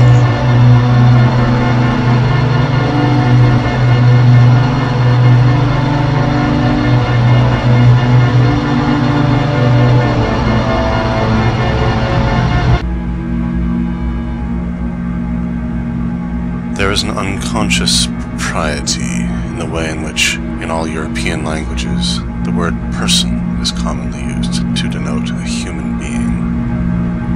The real meaning of persona is a mask, such as actors were accustomed to wear on the ancient stage. And it is quite true that no one shows himself as he is, but wears his mask and plays his part. Indeed, the whole of our social arrangements may be likened to a perpetual comedy, and this is why a man who is worth anything finds society so insipid, while a blockhead is quite at home in it. Reason deserves to be called a prophet, for in showing us the consequence and effect of our actions in the present, does it not tell us what the future will be? This is precisely why reason is such an excellent power of restraint in moments when we are possessed by some base passion, some fit of anger, some covetous desire, that will lead us to do things whereof we must presently repent. Hatred comes from the heart, contempt from the head, and neither feeling is quite within our control. For we cannot alter our heart. Its basis is determined by motives, and our head deals with objective facts and applies to them rules which are immutable. Any given individual is the union of a particular heart with a particular head. Hatred and contempt are diametrically opposed and mutually exclusive. There are even not a few cases where hatred of a person is rooted in nothing but forced esteem for his qualities. And besides, if a man sets out to hate all the miserable creatures he meets, he will not have much energy left for anything else, whereas he can despise them, one and all, with the greatest ease. True, genuine contempt is just the reverse of true, genuine pride. It keeps quiet and gives no sign of its existence.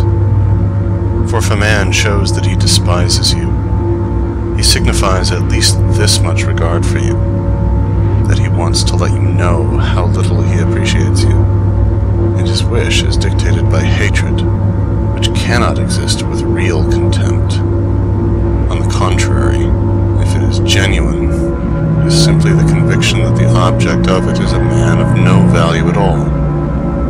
Contempt is not incompatible with indulgent and kindly treatment, and for the sake of one's own peace and safety, it should not be admitted. It will prevent irritation, and there is no one who cannot do harm if he is roused to it.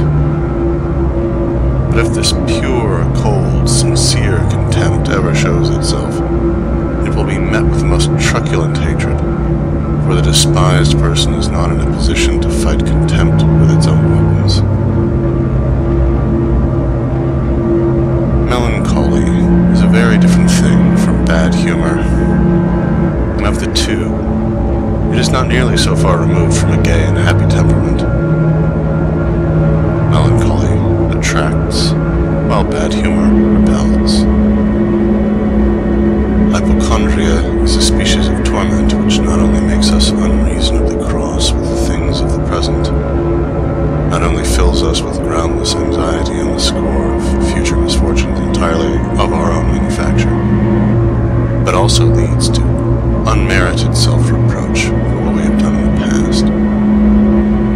Hypochondria shows itself in a perpetual hunting after things that vex and annoy, and then brooding over them. The cause of it is an inward, morbid discontent, often coexisting with a naturally restless temperament. In their extreme form, this discontent and this unrest lead to suicide. Any incident, however trivial, that rouses disagreeable emotion leaves an after effect in our mind, which for the time it lasts, prevents our taking a clear, objective view of the things about us, and tinges all our thoughts, just as a small object held close to the eye limits and distorts our field of vision. What makes people hard-hearted is this, that each man has, or fancies he has, as much as he can bear in his own troubles. Hence, if a man suddenly finds himself in an unusually happy position, it will in most cases result in his being sympathetic and kind. But if he has never been in any other than a happy position, or this becomes his permanent state, the effect of it is often just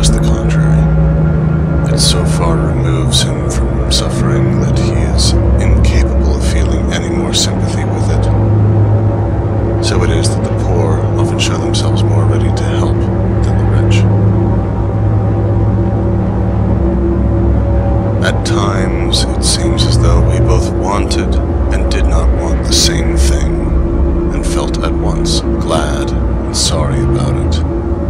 For instance, if on some fixed date we are going to be put to a decisive test about anything in which it would be a great advantage to us to come off victorious, we shall be anxious for it to take place at once. At the same time, we shall tremble at the thought of its approach. And if, in the meantime, we hear that, for once in a way, the date has been postponed, we shall experience a feeling both of pleasure and of annoyance, for the news is disappointing, but nevertheless it affords us a momentary relief. It is just the same thing if we are expecting some important letter carrying a definite decision, and it fails to arrive. In such cases, there are really two different motives at work in us, the stronger but more distant of the two being the desire to stand the test and to have the decision given in our favor, and the weaker, which touches us more nearly, the wish to be left for the present in peace and quiet, and accordingly, in further enjoyment of the advantage which at any rate attaches to a state of hopeful uncertainty, compared with the possibility that the issue may be unfavorable. In my head, there is a permanent opposition party, and whenever I take any step or come to any decision, though I may have given the matter mature consideration, it afterwards attacks what I've done, without, however, being each time necessarily in the right. This is, I suppose, only a form of rectification on the part of the spirit of scrutiny, but it often reproaches me when I do not deserve it. The same thing, no doubt, happens to many others as well. For where is the man who can help thinking that, after all, it were better not to have done something that he did with great deliberation? Quid tam dextro pede concipus, ut te conatus, non poeniteat, votique paracti. Why is it that common is an expression of contempt, and that uncommon, extraordinary, distinguished, denote approbation? Why is everything that is common contemptible?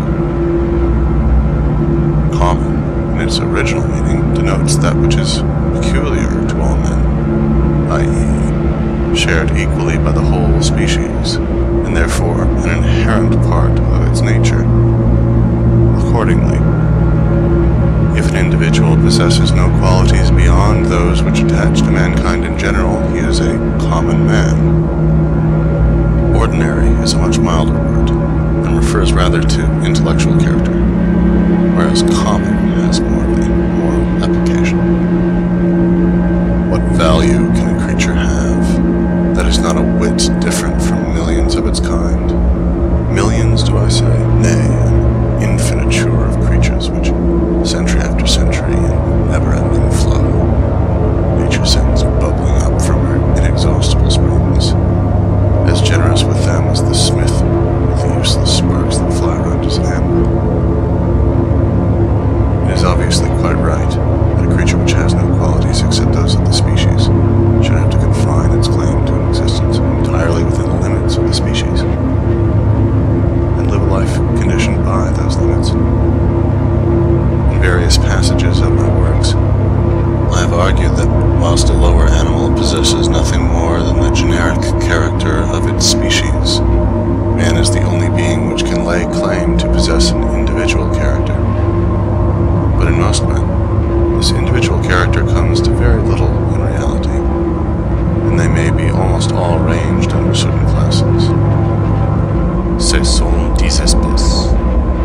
Their thoughts and desires, like their faces, are those of the species, or, at any rate, those of the class to which they belong, and accordingly, they are of a trivial, everyday, common character, and exist by the thousand.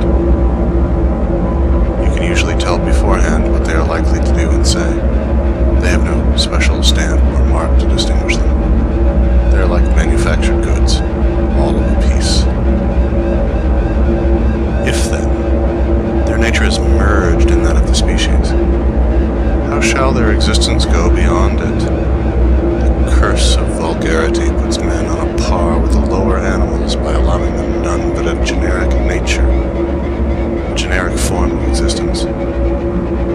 Anything that is high or great or noble must then, as a matter of course, and by its very nature, stand alone in a world where no better expression can be found to denote what is base and contemptible than that which I have mentioned as in general use, namely, common. Will, as the thing in itself, is the foundation of all being. It is part and parcel of every creature, and the permanent element in everything. Will, then, is that which we possess in common with all men, nay, with all animals, and even with lower forms of existence. And insofar we are akin to everything, so far that is, as everything is filled to overflowing with will. On the other hand, that which places one being over another and sets differences between man and man is intellect and knowledge. Therefore, in every manifestation of self, we should, as far as possible, give play to the intellect alone, for as we have seen, the will is the common part of us. Every violent exhibition of will is common and vulgar. In other words, it reduces us to the level of the species. It makes us a mere type and example of it, in that it is just the character of the species that we are showing. So every great fit of anger is something common, every unrestrained display of joy or of hate or of fear. In short, every form of emotion, in other words, every movement of the will, if it's so strong as decidedly to outweigh the intellectual element in consciousness, and to make the man appear as a being that wills rather than knows. In giving way to emotion of this violent kind, the greatest genius puts himself on a level with the commonest son of earth. Contrarily, if a man desires to be absolutely uncommon, in other words, great, he should never allow his consciousness to be taken possession of and dominated by the movement of his will, however much he may be solicited thereto. For example, he must be able to observe that other people are badly disposed towards him, without feeling any hatred towards them himself. Nay, there is no surer sign of a great mind than that it refuses to notice annoying and insulting expressions, and straightway ascribes them, as it ascribes countless other mistakes, to the defective knowledge of the speaker, and so merely observes without feeling them. This is the meaning of that remark of Gratian, that nothing is more unworthy of a man than to let it be seen that he is one. El mayor tesoro de un hombre es dar muestras de que es hombre. And even in the drama, which is the peculiar province of the passions and emotions, it is easy for them to appear common and vulgar, and this is especially observable in the works of the French tragic writers, who set no other aim before themselves but the delineation of the passions, and by indulging at one moment in a vaporous kind of pathos which makes them ridiculous, at another in epigrammatic witticisms, endeavor to conceal the vulgarity of their subject. I remember seeing the celebrated Mademoiselle Rachel as Maria Stuart, and when she burst out in fury against Elizabeth, though she did it very well, I could not help thinking of a washerwoman. She played the final parting in such a way as to deprive it of all true tragic feeling, of which indeed the French have no notion at all. The same part was incomparably better played by the Italian Ristori, and in fact the Italian nature, though in many respects very different from the German, shares its appreciation for what is deep, serious, and true in art, herein opposed to the French, which everywhere betrays that it possesses none of this feeling whatever. The noble, in other words, the uncommon element in the drama, nay, what is sublime in it, is not reached until the intellect is set to work, as opposed to the will, until it takes a free flight over all those passionate movements of the will and makes them subject of its contemplation. Shakespeare, in particular, shows that this is his general method, more especially in Hamlet, and only when intellect rises to the point where the vanity of all effort is manifest, and the will proceeds to an act of self-annulment, is the drama tragic in the true sense of the word. It is then that it reaches its highest aim in becoming really sublime. Every man takes the limits of his own field of vision for the limits of the world.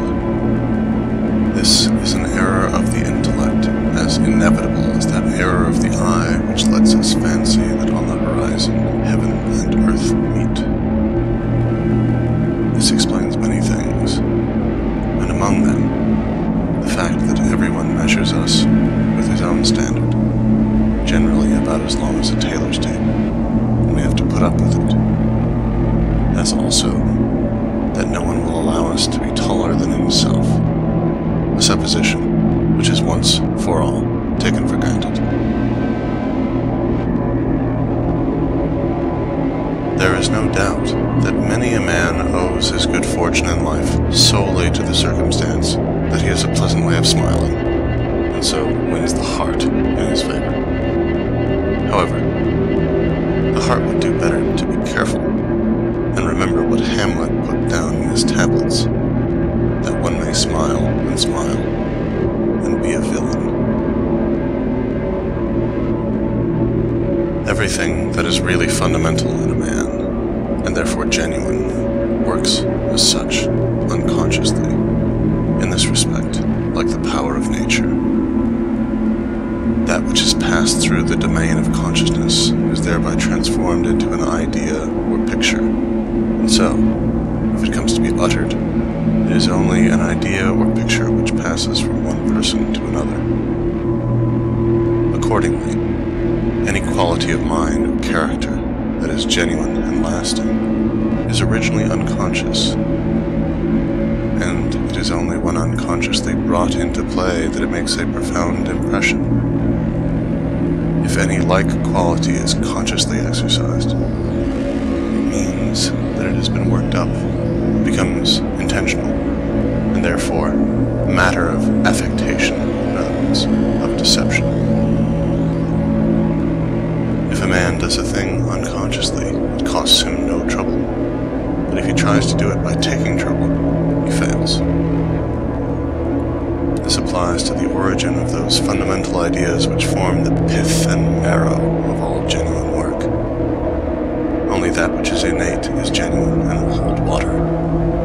And every man who wants to achieve something, whether in practical life, in literature, or in art, must follow the rules without knowing them.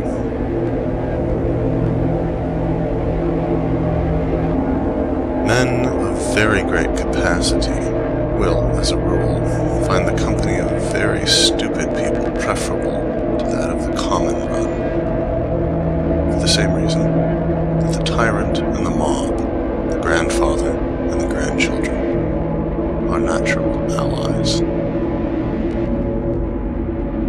That line of Ovid's, Ponaque cum spectant animalia cetera terram, can be applied in its true physical sense to the lower animals alone, but in metaphorical and spiritual sense it is, alas, true of nearly all men as well.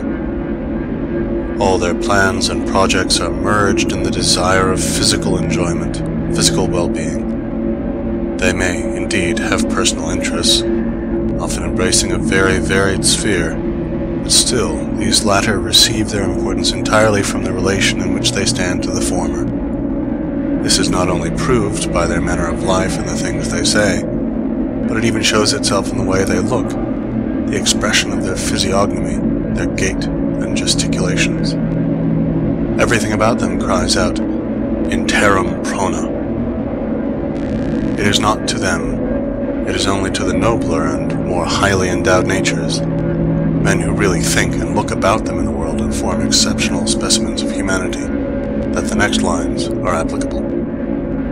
Os homini sublime dedit coelumque tueri, iusit et iratos, ad sidera tolere vultus. No one knows what capacities for doing and suffering he has in himself, until something comes to rouse them to activity, just as in a pond of still water, lying there like a mirror, there is no sign of the roar and thunder with which it can leap from the precipice, and yet remain what it is, or again, rise high in the air as a fountain. When water is as cold as ice, you can have no idea of the latent warmth contained in it.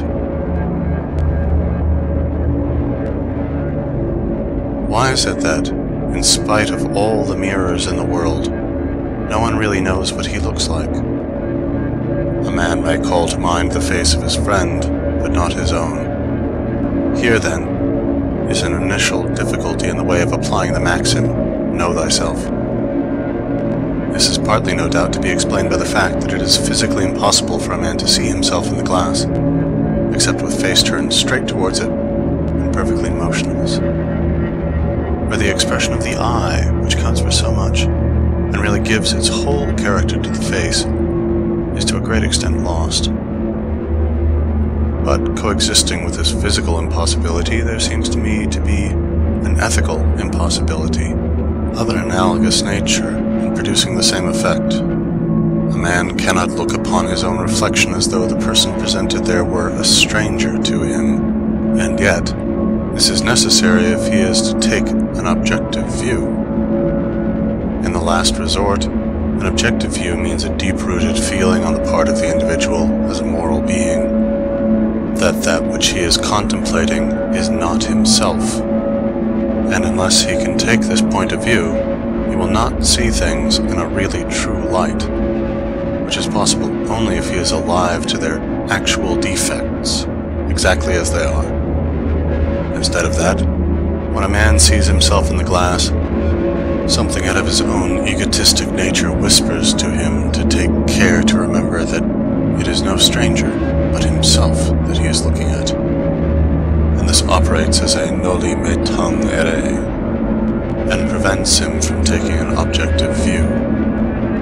It seems indeed as if, without the leaven of a grain of malice, such a view were impossible.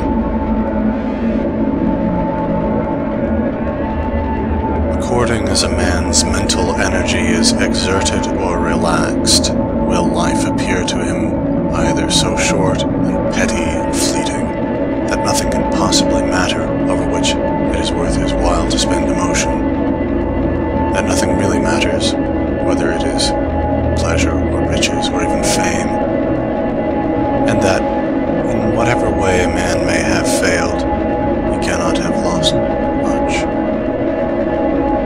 Or, on the other hand, life will seem so long, so important, so all in all, so momentous, and so full of difficulty, that we have to plunge into it with our whole soul if we are to obtain a share of its goods, make sure of its prizes, and carry out our plans. This latter is the imminent and common view of life. It is what Gratian means when he speaks of the serious way of looking at things. Tomarme de veras el vivere. The former is the transcendental view, which is well expressed in Ovid's non est tanti. It is not worth so much trouble. Still better, however, by Plato's remark, that nothing in human affairs is worth any great anxiety. This condition of mind is due to the intellect having got the upper hand in the domain of consciousness, where, freed from the mere service of the will, it looks upon the phenomena of life objectively, and so cannot fail to gain a clear insight into its vain and futile character. But, in the other condition of mind, will predominates, and the intellect exists only to light it on its way to the attainment of its desires. A man is great or small according as he leans to the one or to the other of these views of life. People of very brilliant ability think little of admitting their errors and weaknesses, or of letting others see them. They look upon them as something for which they have duly paid, and instead of fancying that these weaknesses are a disgrace to them, they consider that they are doing them an honor. This is especially the case when the errors are of the kind that hang together with their qualities, conditionis sine quibus non, or as George Sand said, les défauts de ses vertus. Contrarily, there are people of good character and irreproachable intellectual capacity who, far from admitting the few little weaknesses they have, conceal them with care, and show themselves very sensitive to any suggestion of their existence. And this, just because their whole merit consists in being free from error and infirmity. If these people are found to have done anything wrong, their reputation immediately suffers.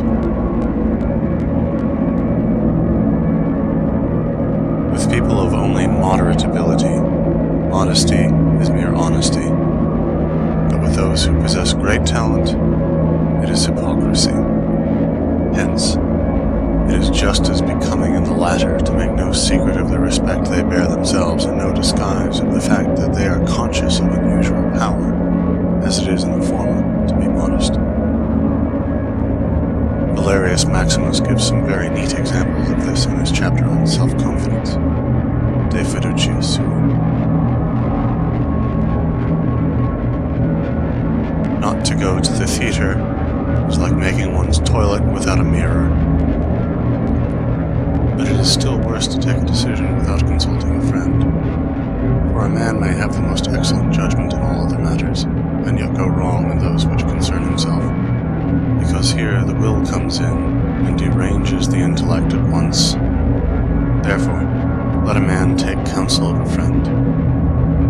A doctor can cure everyone but himself. If he falls ill, he sends for a colleague.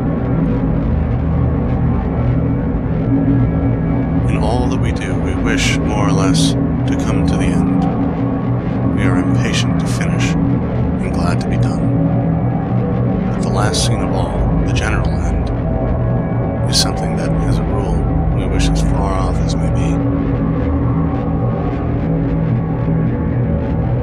Every parting gives a foretaste of death. Every coming together again, a foretaste of the resurrection. This is why even people who were indifferent to each other rejoice so much if they come together again after 20 or 30 years' separation. Intellects differ from one another in a very real and fundamental way, but no comparison can well be made by merely general observations. It is necessary to come close and to go into details. For the difference that exists cannot be seen from afar, and it is not easy to judge by outward appearances, as in the several cases of education, leisure, and occupation. But even judging by these alone, it must be admitted that many a man has a degree of existence at least 10 times as high as another. In other words, exists 10 times as much. I am not speaking here of savages, whose life is often only 1 degree above that of the apes in their woods. Consider, for instance, the porter in Naples or Venice in the north of Europe. Solitude for the winter months makes people more thoughtful and therefore reflective. Look at the life he leads, from its beginning to its end, driven by poverty, living on his physical strength, meeting the needs of every day, nay, of every hour, by hard work, great effort, constant tumult, want in all its forms. No care for the morrow, his only comfort rest after exhaustion, continuous quarreling, not a moment free for reflection.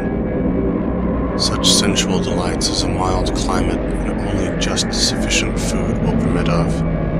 And then, finally, as the metaphysical element, the crass superstition of his church, the whole forming a matter of life with only a low degree of consciousness, where a man hustles, or rather is hustled, through his existence. This restless and confused dream forms the life of how many millions? Such men think only just so much as is necessary to carry out their will for the moment. They never reflect upon their life as a connected whole, let alone then upon existence in general. To a certain extent, they may be said to exist without really knowing it.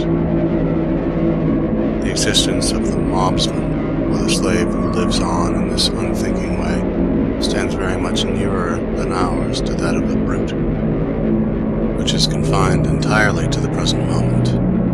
But, for that very reason, it has also less of pain in it than ours.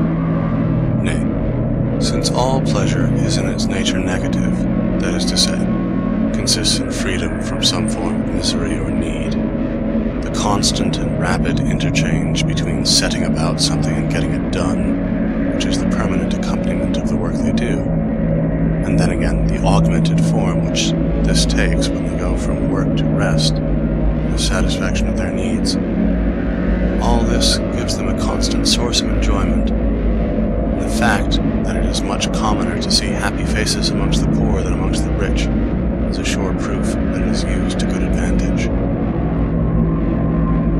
Passing from this kind of man, consider next the sober, sensible merchant who leads a life of speculation, thinks long over his plans and carries them out with great care, founds a house and provides for his wife, his children, and descendants, takes his share, too, in the life of the community. It is obvious that a man like this has a much higher degree of consciousness than the former, and so his existence has a higher degree of reality. Then look at the man of learning, who investigates, it may be, the history of the past. He will have reached the point at which a man becomes conscious of existence as a whole, sees beyond the period of his own life, beyond his own personal interests, thinking over the whole course of the world's history. Then, finally, look at the poet or the philosopher, in whom reflection has reached such a height that instead of being drawn on to investigate any one particular phenomenon of existence, he stands in amazement before existence itself, this great sphinx, and makes it his problem. In him, consciousness has reached the degree of clearness at which it embraces the world itself. His intellect has completely abandoned its function as the servant of his will, and now holds the world before him, and the world calls upon him much more to examine and consider it than to play a part in it himself. If, then, the degree of consciousness is the degree of reality, such a man will be said to exist most of all, and there will be sense and significance in so describing him. Between the two extremes here sketched and the intervening stages, everyone will be able to find the place at which he himself stands. We know that man is in general superior to all other animals, and this is also the case in his capacity for being trained. Mohammedans are trained to pray with their faces turned towards Mecca 5 times a day, and they never fail to do it. Christians are trained to cross themselves on certain occasions, to bow, and so on. Indeed, it may be said that religion is the chef d'oeuvre of the art of training, because it trains people in the way they shall think. And, as is well known, you cannot begin the process too early. There is no absurdity so palpable but that it may be firmly planted in the human head if you only begin to inculcate it before the age of 5, by constantly repeating it with an air of great solemnity. For as in the case of animals, so in that of men, training is successful only when you begin in early youth. Noblemen and gentlemen are trained to hold nothing sacred but their word of honor, to maintain a zealous, rigid, and unshaken belief in the ridiculous code of chivalry, and if they are called upon to do so, to seal their belief by dying for it, and seriously to regard a king as a being of a higher order. Again, our expressions of politeness, the compliments we make, in particular the respectful attentions we pay to ladies, are a matter of training, as also our esteem for good birth, rank, titles, and so on. Of the same character is the resentment we feel at any insult directed against us, and the measure of this resentment may be exactly determined by the nature of the insult. An Englishman, for instance, thinks it a deadly insult to be told that he is no gentleman, or still worse, that he is a liar. A Frenchman has the same feeling if you call him a coward, and a German if you say he is stupid. There are many persons who are trained to be strictly honorable in regard to one particular matter, while they have little honor to boast of in anything else. Many a man, for instance, will not steal your money, but he will lay hands on everything of yours that he can enjoy without having to pay for it. A man of business will often deceive you without the slightest scruple, but he will absolutely refuse to commit a theft. Imagination is strong in a man when that particular function of the brain which enables him to observe is roused to activity without any necessary excitement of the senses. Accordingly, we find that imagination is active just in proportion as our senses are not excited by external objects. A long period of solitude, whether in prison or in a sick room, quiet, twilight, darkness. These are the things that promote its activity, and under their influence it comes into play of itself. On the other hand, when a great deal of material is presented to our faculties of observation, as happens on a journey, or in the hurly-burly of the world, or again, in broad daylight, the imagination is idle, and even though call may be made upon it, refuses to become active, as though it understood that that was not its proper time. However, if the imagination is to yield any real product, it must have received a great deal of material from the external world.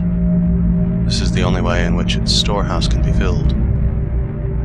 The fantasy is nourished much in the same way as the body, which is least capable of any work and enjoys doing nothing just in the very moment when it receives its food which it has to digest. And yet, it is to this very food that it owes the power which it afterwards puts forth at the right time. Opinion is like a pendulum, and obeys the same law. If it goes past the center of gravity on one side, it must go a like distance on the other, and it is only after a certain time that it finds the true point at which it can remain at rest. By a process of contradiction, distance in space makes things look small, and therefore free from defect. This is why a landscape looks so much better in a contracting mirror or in a camera obscura than it is in reality. The same effect is produced by distance in time. The scenes and events of long ago and the persons who took part in them were a charming aspect to the eye of memory, which sees only the outlines and takes no note of disagreeable details. The present enjoys no such advantage, and so it always seems defective. And again, as regards space, small objects close to us look big, and if they are very close, we may be able to see nothing else. But when we go a little way off, they become minute and invisible. It is the same way again as regards time. The little incidents and accidents of every day fill us with emotion, anxiety, annoyance, passion, as long as they are close to us, when they appear so big, so important, so serious. But as soon as they are borne down the restless stream of time, they lose what significance they had. We think no more of them, and soon forget them altogether. They were big, only because they were near.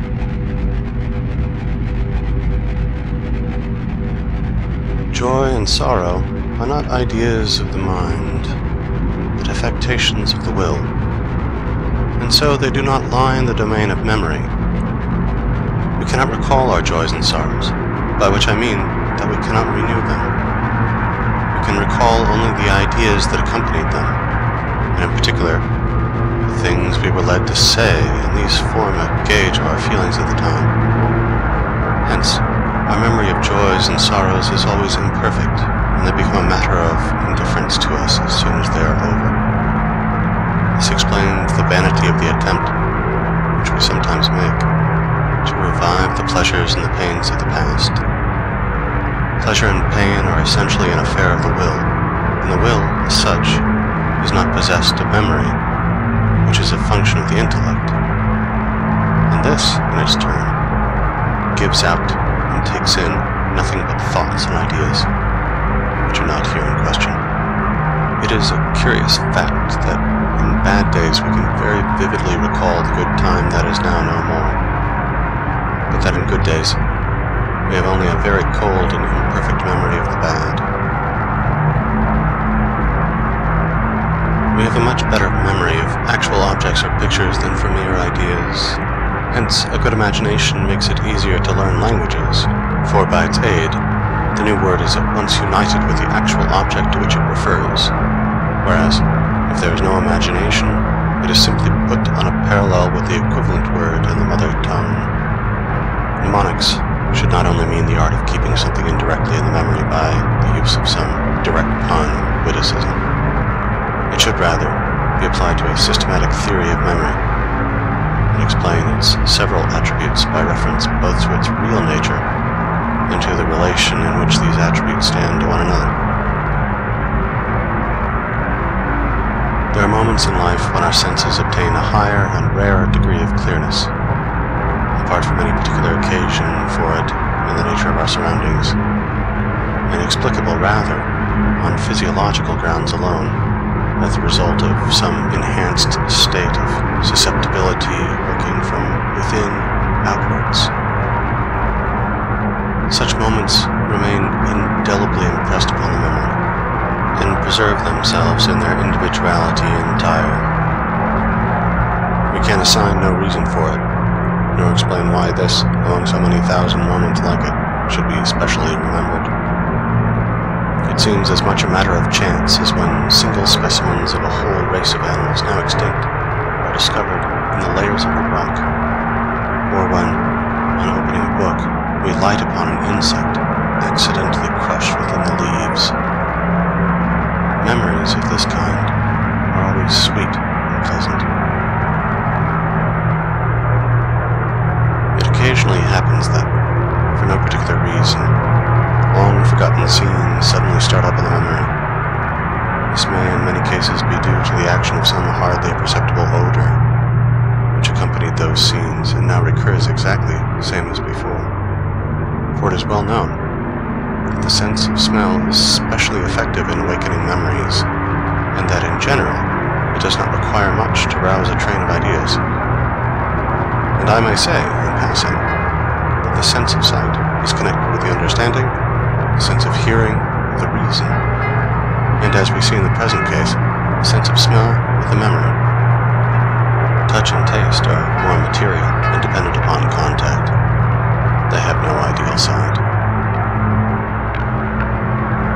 It must also be reckoned among the peculiar attributes of memory that a slight state of intoxication often so greatly enhances the recollection of past times and scenes, that all the circumstances connected with them come back much more clearly than would be possible in a state of sobriety, but that, on the other hand, the recollection of what one said or did while the intoxication lasted is more than usually imperfect.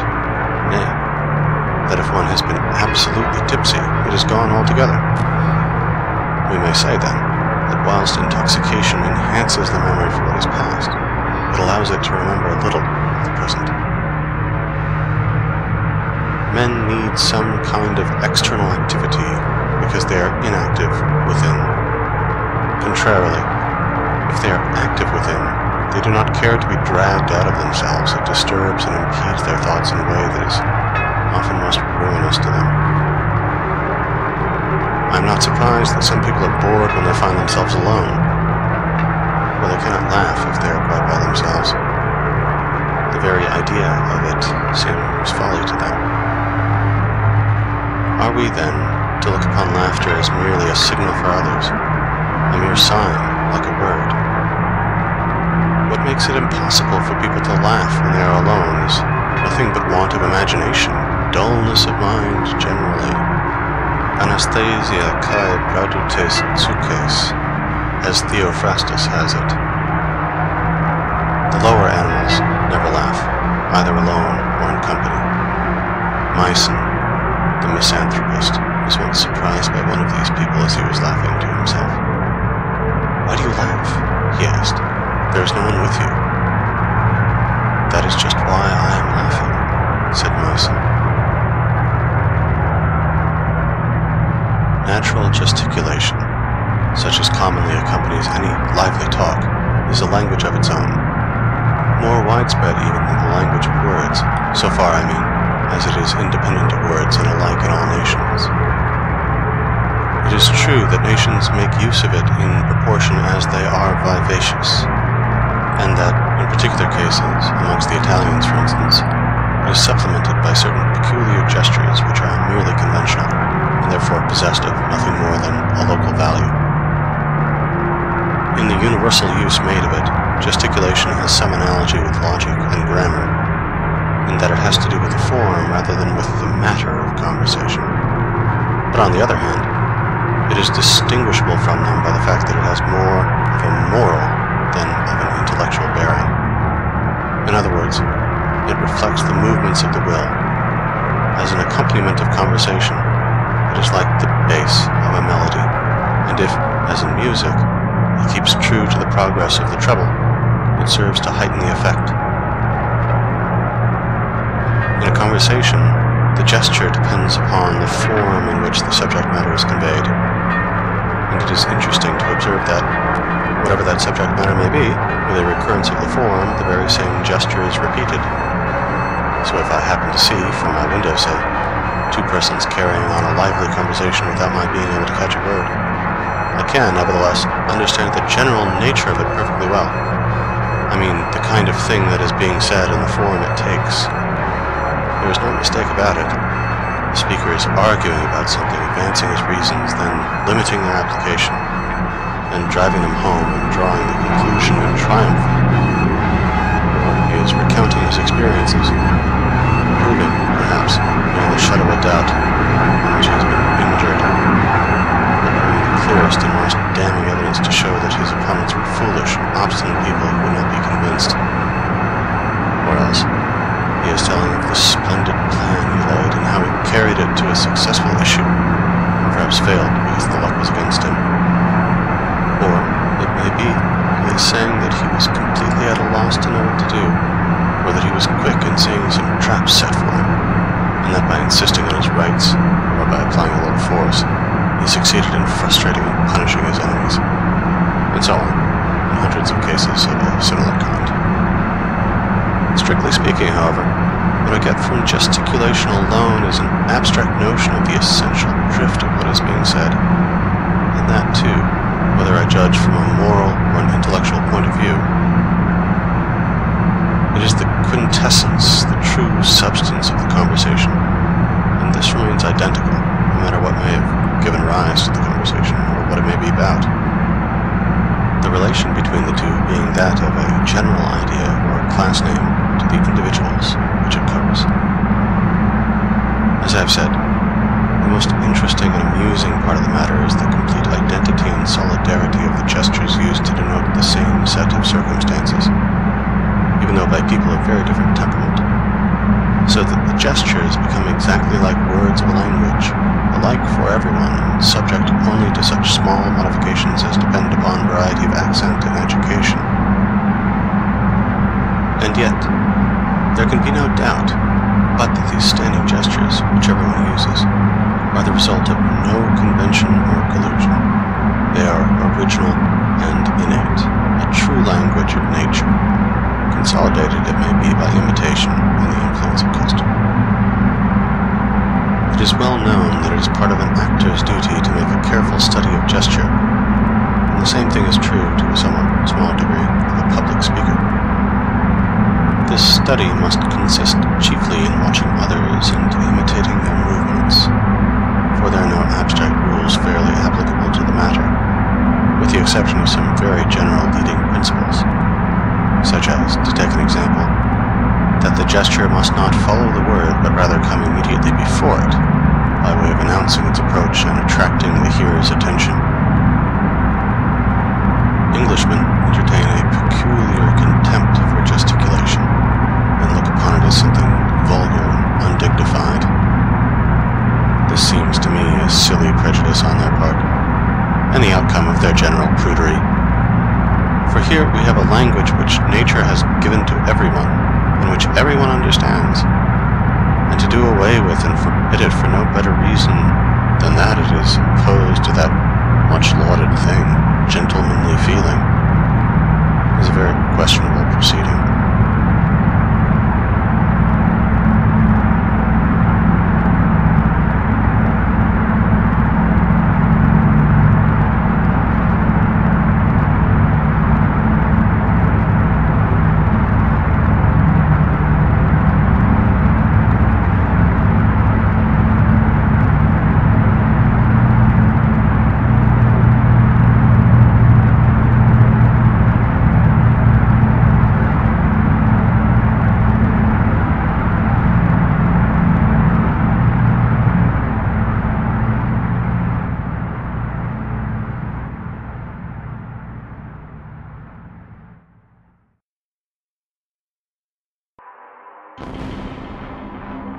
The human intellect is said to be so constituted that general ideas arise by abstraction from particular observations, and therefore come after them in point of time.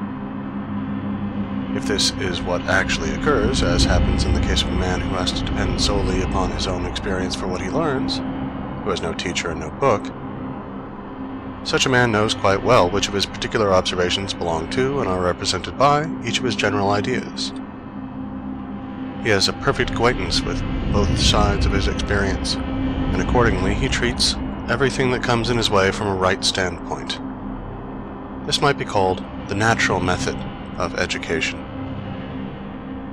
Contrarily, the artificial method is to hear what other people say, to learn and to read, and so to get your head crammed full of general ideas before you have any sort of extended acquaintance with the world as it is, and as you may see it for yourself. You will be told that the particular observations which go to make these general ideas will come to you later on in the course of experience.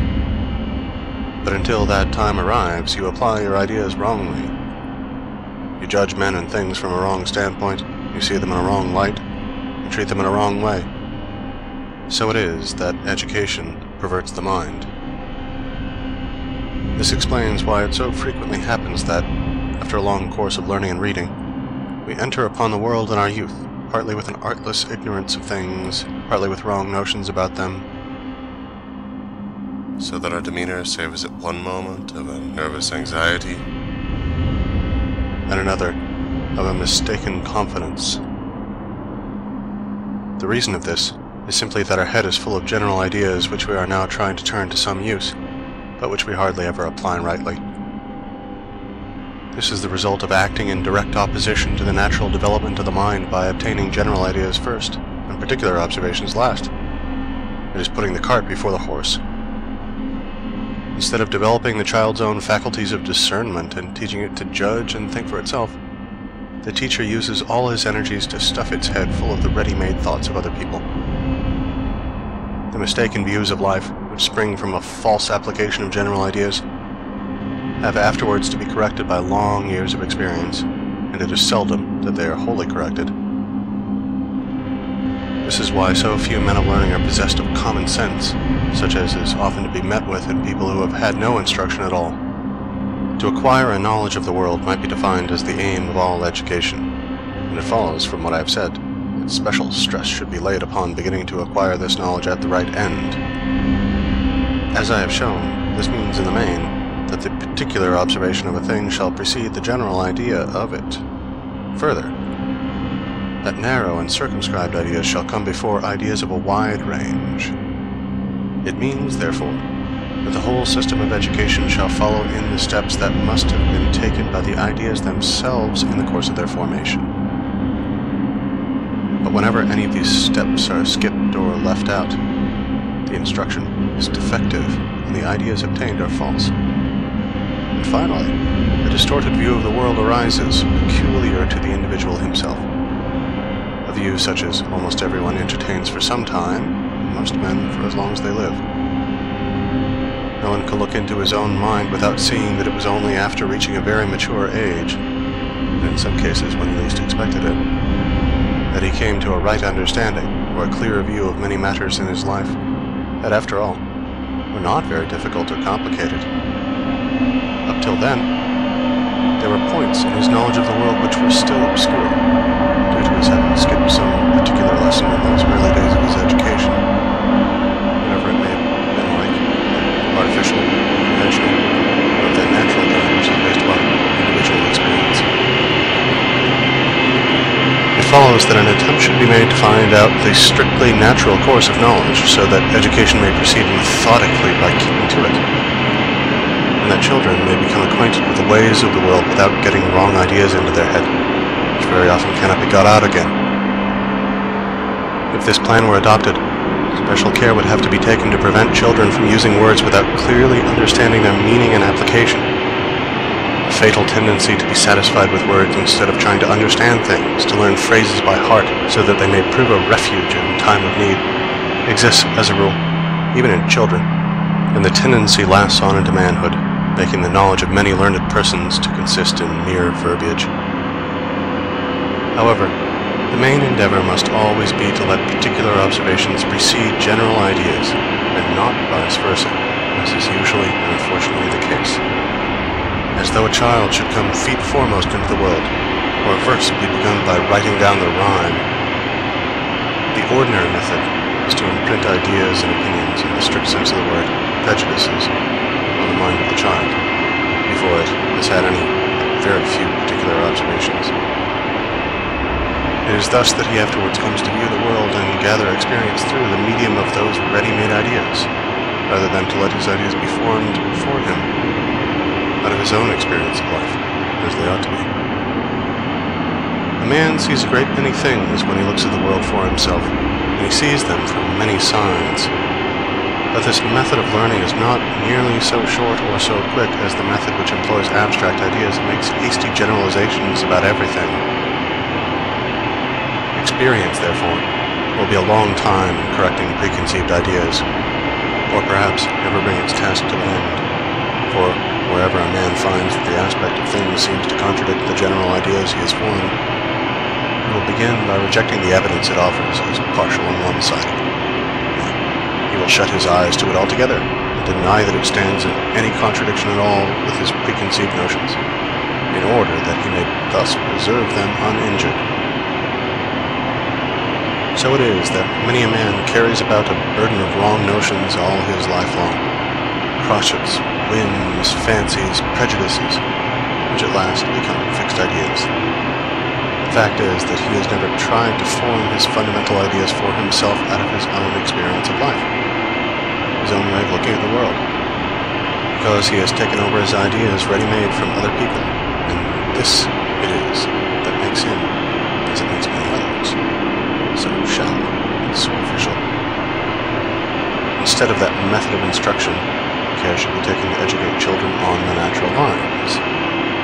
No idea should ever be established in a child's mind otherwise than by what the child can see for itself, or at any rate, it should be verified by the same means. And the result of this would be that the child's ideas, if few, would be well-grounded and accurate. It would learn how to measure things by its own standard rather than by another's, and so it would escape 1,000 strange fancies and prejudices, and not need to have them eradicated by the lessons it will subsequently be taught in the school of life.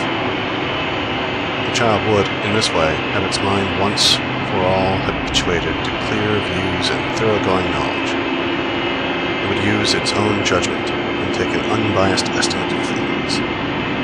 And, in general, children should not form their notions of what life is like from the copy before they have learned it from the original, to whatever aspect of it their attention may be directed. Instead, therefore, of hastening to place books, and books alone, in their hands, let them be made acquainted step by step with things, with the actual circumstances of human life.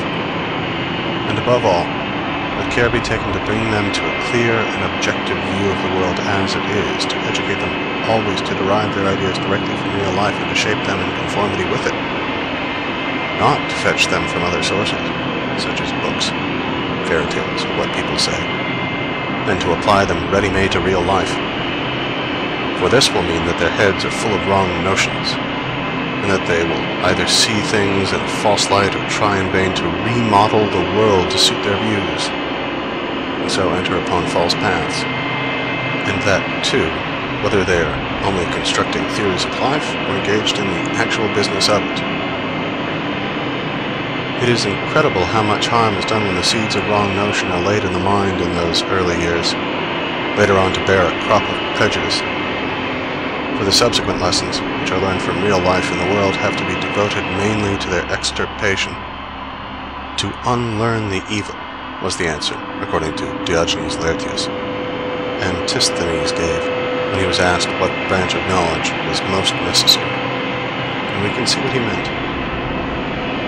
No child under the age of 15 should receive instruction in subjects which may possibly be the vehicle of serious error, such as philosophy, religion, or any other branch of knowledge where it is necessary to take large views.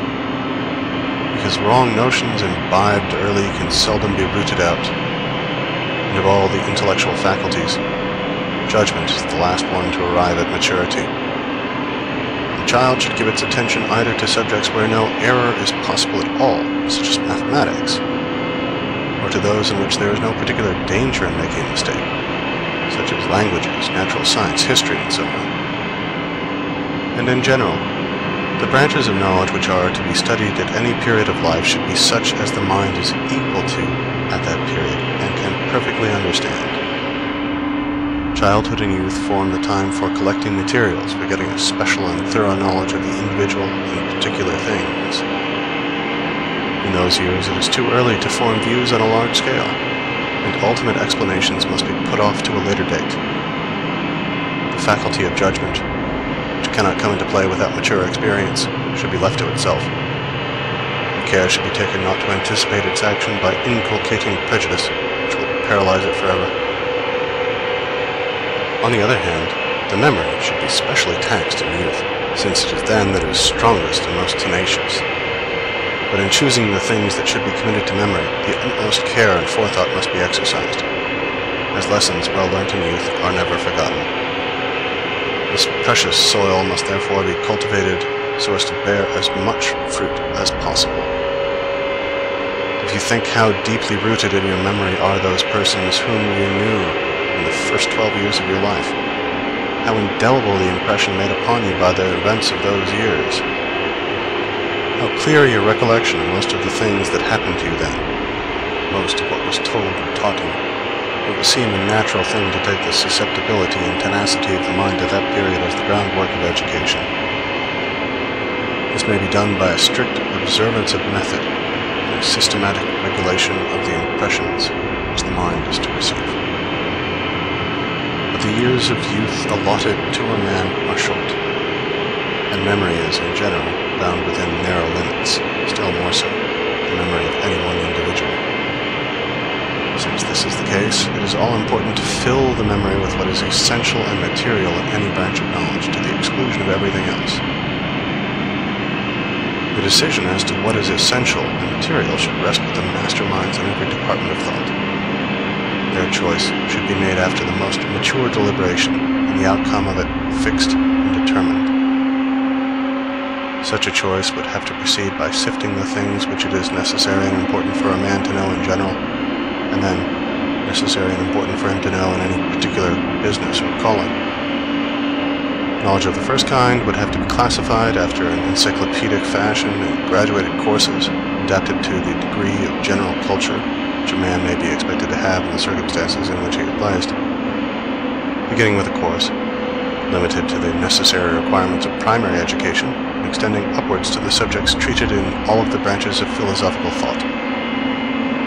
The regulation of the second kind of knowledge would be left to those who had shown genuine mastery in the several departments into which it is divided. And the whole system would provide an elaborate rule or canon for intellectual education. which would, of course, have to be revised every 10 years. Some such arrangement as this would employ the youthful power of the memory to best advantage, and supply excellent working material to the faculty of judgment when it made its appearance later on. A man's knowledge may be said to be mature.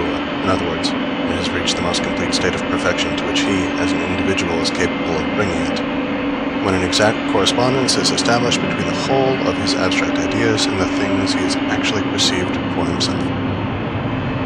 This will mean that each of his abstract ideas rests, directly or indirectly, upon a basis of observation, which alone endows it with any real value, and also that he is able to place every observation he makes under the right abstract idea which belongs to it. Maturity is the work of experience alone, and therefore requires time. The knowledge we derive from our own observation is usually distinct from that which we acquire through the medium of abstract ideas, the one coming to us in the natural way, the other by what people tell us, in the course of instruction we receive, whether it is good or bad. The result is that in youth there is generally very little agreement or correspondence between our abstract ideas, which are merely phrases in the mind, and that real knowledge which we have obtained by our own observation. It is only later on that a gradual approach takes place between these two kinds of knowledge, accompanied by a mutual correction of error, and knowledge is not mature until this coalition is accomplished. This maturity or perfection of knowledge is something quite independent of another kind of perfection, which may be of a high or a low order. The perfection, I mean, to which a man may bring his own individual faculties, which is measured not by any correspondence between the two kinds of knowledge, but by the degree of intensity which each kind attains. For the practical man, the most needful thing is to acquire an accurate and profound knowledge of the ways of the world. But this, though the most needful, is also the most wearisome of all studies, as a man may reach a great age without coming to the end of his task. Whereas in the domain of the sciences he masters the more important facts when he is still young. In acquiring that knowledge of the world, it is while he is a novice, namely in boyhood and in youth, that the first and hardest lessons are put before him. But it often happens that even in later years there is still a great deal to be learned. The study is difficult enough in itself, but the difficulty is doubled by novels, which represent a state of things, life, and the world, such as, in fact, does not exist. Youth is credulous and accepts these views of life, which then become part and parcel of the mind, so that instead of merely negative condition of ignorance, you have positive error, a whole tissue of false notions to start with. And at a later date, these actually spoil the schooling of experience, and put a wrong construction on the lessons it teaches. If before this, the youth had no light at all to guide him, he was now misled by a will-o'-the-wisp. Still more often is this the case with a girl. They have both had a false view of things foisted on them by reading novels, and expectations have been aroused which can never be fulfilled. This generally exercises a baneful influence on their whole life. In this respect, those whose youth has allowed them no time or opportunity for reading novels, those who work with their hands and the like, are in a position of decided advantage. There are a few novels to which this reproach cannot be addressed, nay, which have an effect the contrary of bad. First and foremost, to give an example, Gil Blas and the other works of Le Sage, or rather their Spanish originals. Further, The Vicar of Wakefield, and to some extent, Sir Walter Scott's novels. Don Quixote may be regarded as a satirical exhibition of the error to which I am referring.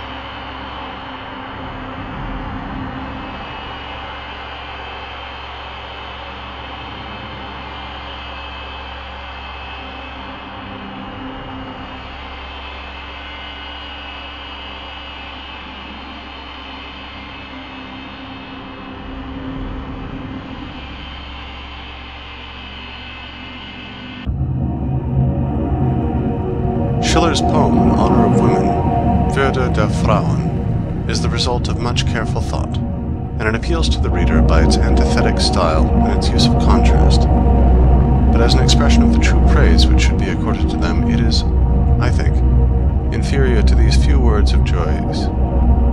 Without women, the beginning of our life would be helpless, the middle devoid of pleasure, and the end of consolation.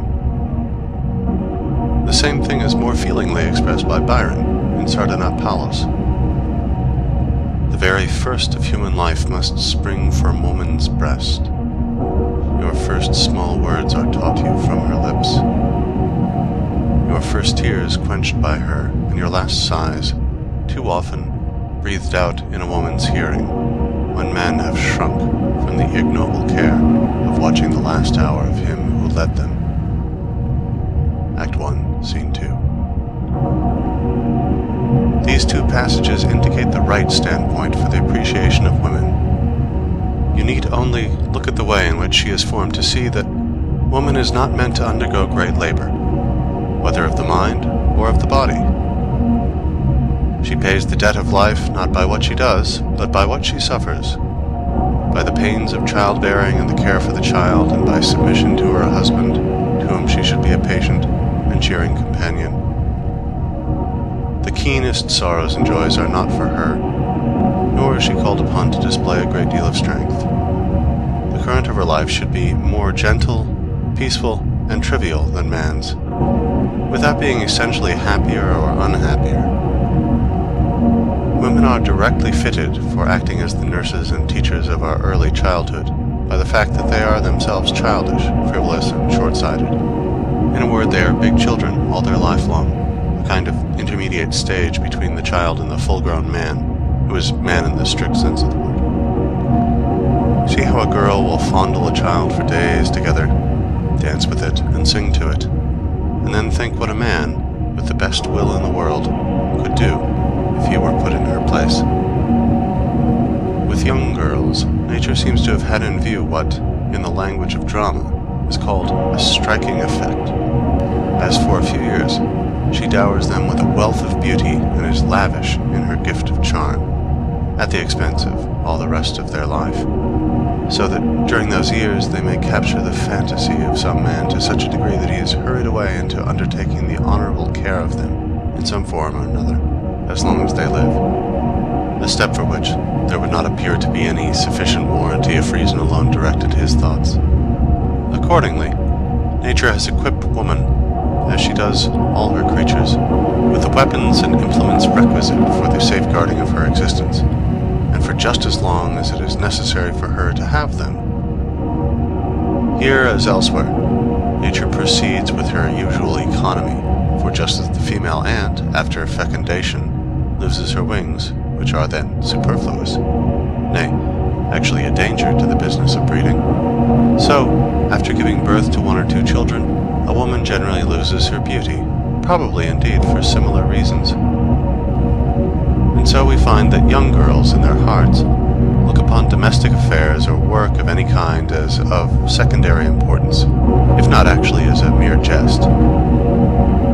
The only business that really claims their earnest attention is love, making conquests and everything connected with this, dress, dancing, and so on. The nobler and more perfect a thing is, the later and slower it is in arriving at maturity. A man reaches the maturity of his reasoning powers and mental faculties hardly before the age of 28, a woman at 18, and then too, in the case of woman, it is only reason of a sort, very niggard in its dimensions. That is why women remain children their whole life long, never seeing anything but what is quite close to them, cleaving to the present moment, taking appearance for reality, and preferring trifles to matters of the first importance. For it is by virtue of his reasoning faculty that man does not live in the present only, like the brute, but looks about him, and considers the past and the future, and this is the origin of prudence, as well as of that care and anxiety which so many people exhibit. Both the advantages and the disadvantages which this involves are shared in by the woman to a smaller extent, because of her weaker power of reasoning. She may, in fact, be described as intellectually short-sighted, because while she has an intuitive understanding of what lies quite close to her, her field of vision is narrow and does not reach to what is remote, so that things which are absent, past, or to come have much less effect on women than upon men. This is the reason why women are more often inclined to be extravagant, and sometimes carry their inclination to a length that borders upon madness. In their hearts, women think that it is men's business to earn money and theirs to spend it, if possible during their husband's life, but at any rate after his death. The very fact that their husband hands them over his earnings for purposes of housekeeping strengthens them in this belief. However many disadvantages all this may involve, there is at least this to be said in its favor, that the woman lives more in the present than the man, and that, if the present is at all tolerable, she enjoys it more eagerly. This is the main source of that cheerfulness which is peculiar to women, fitting her to amuse man in his hours of recreation, and, in case of need, to console him when he is borne down by the weight of his cares. It is by no means a bad plan to consult women in matters of difficulty, as the Germans used to do in ancient times, for their way of looking at things is quite different from ours, chiefly in the fact that they like to take the shortest way to their goal, and in general manage to fix their eyes upon what lies before them, while we, as a rule, see far beyond it, just because it is in front of our noses. In cases like this, we need to be brought back to the right standpoint, so as to recover the near and simple view. Then, again, women are decidedly more sober in their judgment than we are, so that they do not see more in things than is really there, whilst, if our passions are aroused, we are apt to see things in an exaggerated way, or imagine what does not exist. The weakness of their reasoning faculty also explains why it is that women show more sympathy for the unfortunate than men do, and so treat them with more kindness and interest, and why it is that, on the contrary, they are inferior to men in point of justice, and less honorable and conscientious. For it is just because their reasoning power is weak that present circumstances have such a hold over them, and those concrete things which lie directly before their eyes exercise a power which is seldom counteracted to any extent by abstract principles of thought, by fixed rules of conduct, firm resolutions, or, in general, by consideration for the past and the future, or regard for what is absent and remote. Accordingly, they possess the first and main elements that go to make a virtuous character, but they are deficient in those secondary qualities, which are often a necessary instrument in the formation of it. Footnote. In this respect, they may be compared to an animal organism which contains a liver but no gallbladder. Here, let me refer to what I have said in my treatise on the Foundations of Morals, section 17. End footnote. Hence, it will be found that the fundamental fault of the female character is that it has no sense of justice. This is mainly due to the fact, already mentioned, that women are defective in the powers of reasoning and deliberation, but it is also traceable to the position which nature has assigned to them as the weaker sex. They are dependent not upon strength, but upon craft, and hence their instinctive capacity for cunning, and their ineradicable tendency to say what is not true. For, as lions are provided with claws and teeth, and elephants and boars with tusks, and bulls with horns, and cuttlefish with its clouds of inky fluid, so nature has equipped woman for her defense and protection with the arts of dissimulation, and all the power which nature has conferred upon man in the shape of physical strength and reason has been bestowed upon woman in this form. Hence, dissimulation is innate in women, and almost as much a quality of the stupid as of the clever. It is as natural for them to make use of it on every occasion as it is for those animals to employ their means of defense when they are attacked. They have a feeling that, in doing so, they are only within their rights. Therefore, a woman who is perfectly truthful and not given to dissimulation is perhaps an impossibility, and for this very reason, they are so quick at seeing through dissimulation in others that it is not a wise thing to attempt it with them. But this fundamental defect which I have stated, with all that it entails, gives rise to falsity, faithlessness, treachery, ingratitude, and so on. Perjury in a court of justice is more often committed by women than by men. It may indeed be generally questioned whether women ought to be sworn in at all. From time to time, one finds repeated cases everywhere of ladies who want for nothing, taking things from shop counters when no one is looking, and making off with them. Nature has appointed that the propagation of the species shall be the business of men who are young, strong, and handsome, so that the race may not degenerate. This is the firm will and purpose of nature in regard to the species, and it finds its expression in the passions of women. There is no law that is older or more powerful than this. Woe, then, to the man who sets up claims and interests that will conflict with it. Whatever he may say and do, they will be unmercifully crushed at the first serious encounter. For the innate rule that governs women's conduct, though it is secret and unformulated, nay, unconscious in its working, is this: we are justified in deceiving those who think they have acquired rights over the species by paying little attention to the individual, that is, to us. The Constitution, and therefore the welfare of the species, have been placed in our hands and committed to our care through the control we obtain over the next generation, which proceeds from us. Let us discharge our duties conscientiously. But women have no abstract knowledge of this leading principle. They are conscious of it only as a concrete fact, and they have no other method of giving expression to it than the way in which they act when the opportunity arrives. And then, their conscience does not trouble them so much as we fancy. For in the darkest recesses of their heart, they are aware that in committing a breach of their duty towards the individual, they have all the better fulfilled their duty towards the species, which is infinitely greater. And since women exist in the main solely for the propagation of the species and are not destined for anything else, they live as a rule more for the species than for the individual, and in their hearts take the affairs of the species more seriously than those of the individual. This gives their whole life and being a certain levity. The general bent of their character is in a direction fundamentally different from that of man, and it is this which produces that discord in married life which is so frequent in almost the normal state.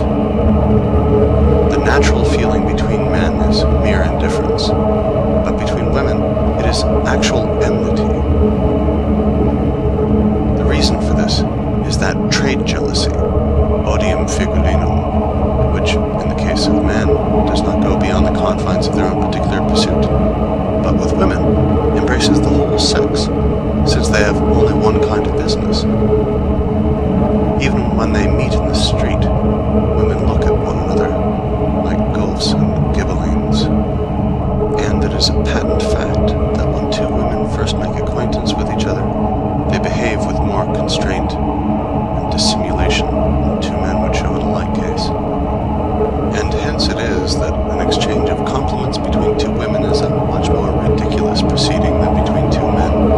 Further, whilst a man will, as a general rule, always preserve a certain amount of consideration and humanity in speaking to others, even to those who are in a very inferior position, it is intolerable to see how proudly and disdainfully a fine lady will generally behave towards one who is in a lower social rank. I do not mean a woman who is in her service, whenever she speaks to her. The reason of this may be that with women, differences of rank are much more precarious than with us, because while 100 considerations carry weight in our case, in theirs there is only one, namely, with which man they have found favor, as also that they stand in much nearer relations with one another than men do, in consequence of the one-sided nature of their calling. This makes them endeavor to lay stress upon differences of rank. It is only the man whose intellect is clouded by his sexual impulses that could give the name of the fair sex to that undersized, narrow-shouldered, broad-hipped, and short-legged race. For the whole beauty of the sex is bound up with this impulse. Instead of calling them beautiful,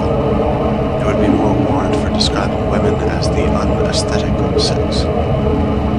Neither for music, nor for poetry, nor for fine art have they really and truly any sense or susceptibility. It is a mere mockery if they make a pretense of it in order to assist their endeavor to please. Hence, as a result of this, they are incapable of taking a purely objective interest in anything, and the reason of it seems to me to be as follows. A man tries to acquire direct mastery over things either by understanding them or by forcing them to do his will. But a woman is always and everywhere reduced to obtaining this mastery indirectly, namely through a man, and whatever direct mastery she may have is entirely confined to him. And so it lies in woman's nature to look upon everything only as a means for conquering man. And if she takes an interest in anything else, it is simulated, a mere roundabout way of gaining her ends by coquetry and feigning what she does not feel. Hence, even Rousseau declared, women have in general no love for any art. They have no proper knowledge of any, and they have no genius. No one who sees it all below the surface cannot fail to remark the same thing.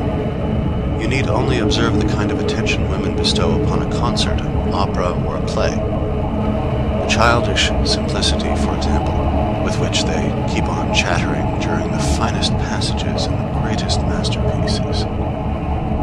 If it is true that the Greeks excluded women from their theaters, they were quite right in what they did. At any rate, you would have been able to hear what was said upon the stage. In our day, besides, or in lieu of saying, "Let a woman keep silence in the church," it would be much to the point to say, "Let a woman keep silence in the theater." This might perhaps be put up in big letters on the curtain. And you cannot expect anything else of women if you consider that the most distinguished intellects among the whole sex have never managed to produce a single achievement in the fine arts that is really great, genuine, and original, or given to the world any work of permanent value in any sphere. This is most strikingly shown in regard to painting, where mastery of technique is at least as much within their power as within ours, and hence they are diligent in cultivating it, but still, they have not a single great painting to boast of, just because they are deficient in that objectivity of mind which is so directly indispensable in painting. They never get beyond a subjective point of view.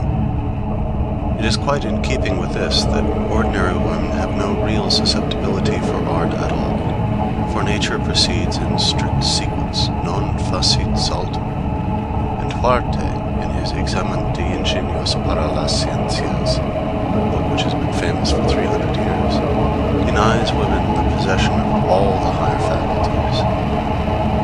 The case is not altered by particular and partial exceptions. Taken as a whole, women are and remain thoroughgoing Philistines and quite incurable. Hence, with that absurd arrangement which allows them to share the rank and title of their husbands, they are a constant stimulus to his ignoble ambitions. And further, it is just because they are Philistines that modern society, where they take the lead and set the tone, is in such a bad way. Napoleon's saying that women have no rank should be adopted as the right standpoint in determining their position in society. But as regards their other qualities, Chamfort makes the very true remark: they are made to trade with our own weaknesses and our follies, but not with our reason. The sympathies that exist between them and men are skin deep only, and do not touch the mind, or the feelings, or the character. They form the sexus sequior, the second sex, inferior in every respect to the first. Their infirmities should be treated with consideration, but to show them great reverence is extremely ridiculous and lowers us in their eyes. When nature made two divisions of the human race, she did not draw the line exactly through the middle. These divisions are polar, opposed to each other, it is true, but the difference between them is not qualitative merely, it is also quantitative. This is just the view which the ancients took of woman, and the view which people in the East take now, and their judgment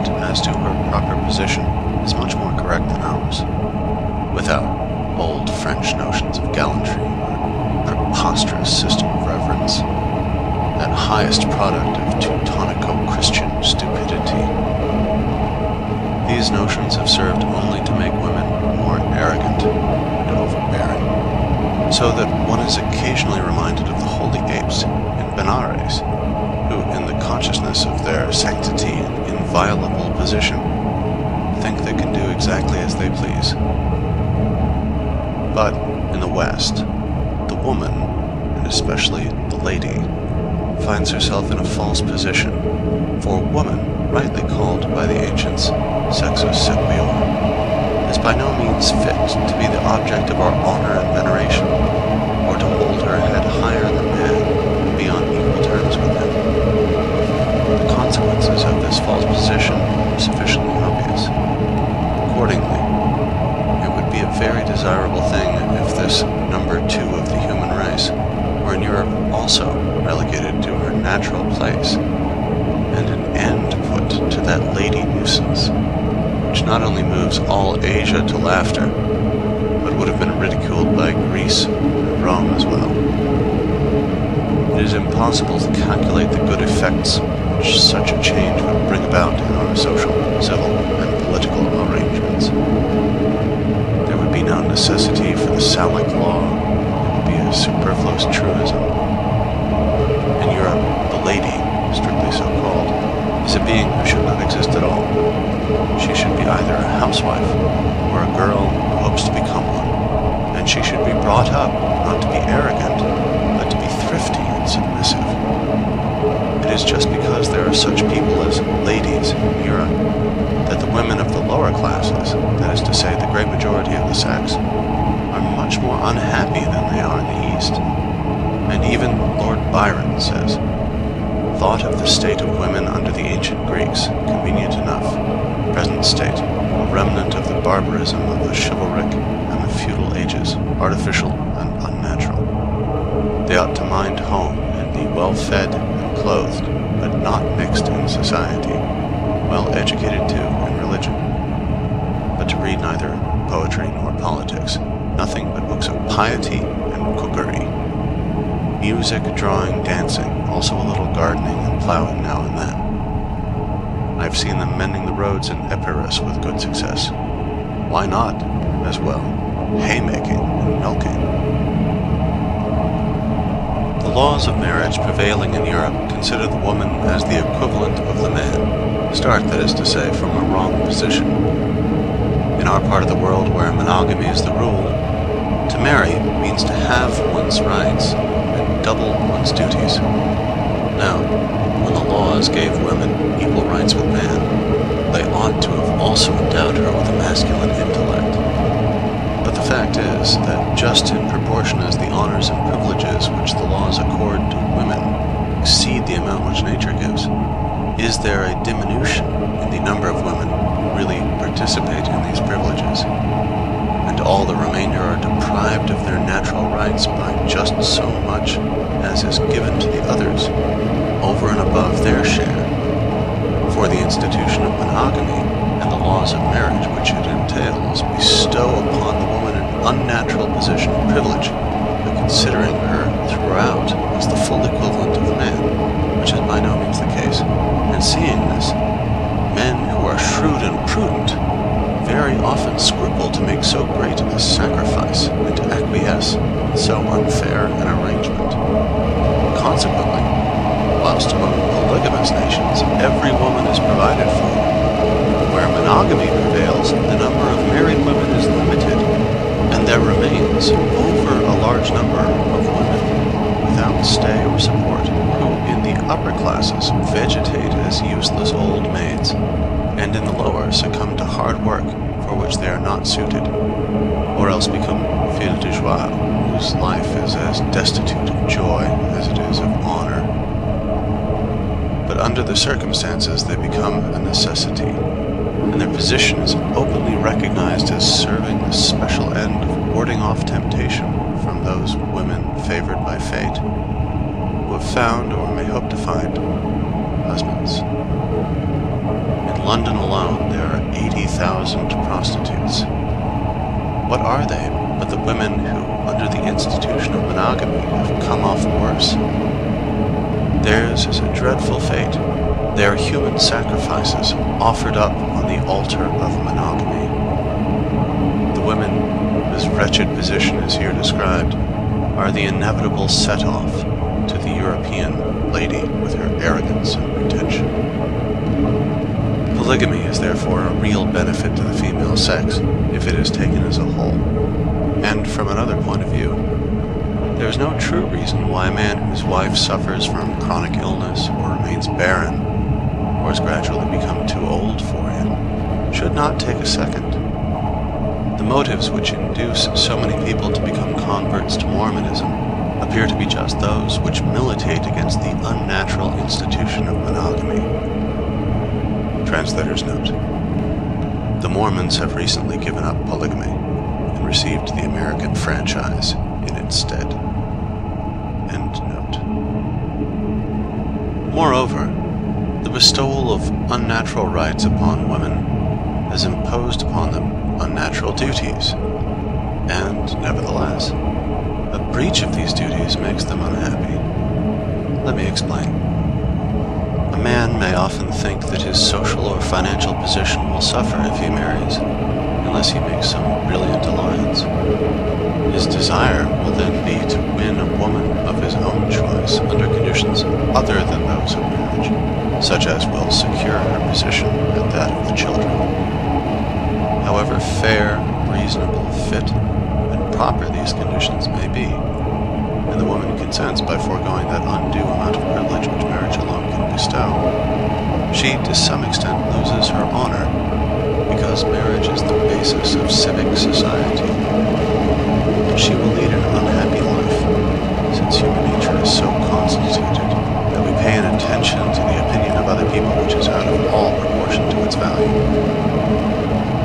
On the other hand, if she does not consent, she runs the risk either of having to be given in marriage to a man whom she does not like, or of being landed high and dry as an old maid.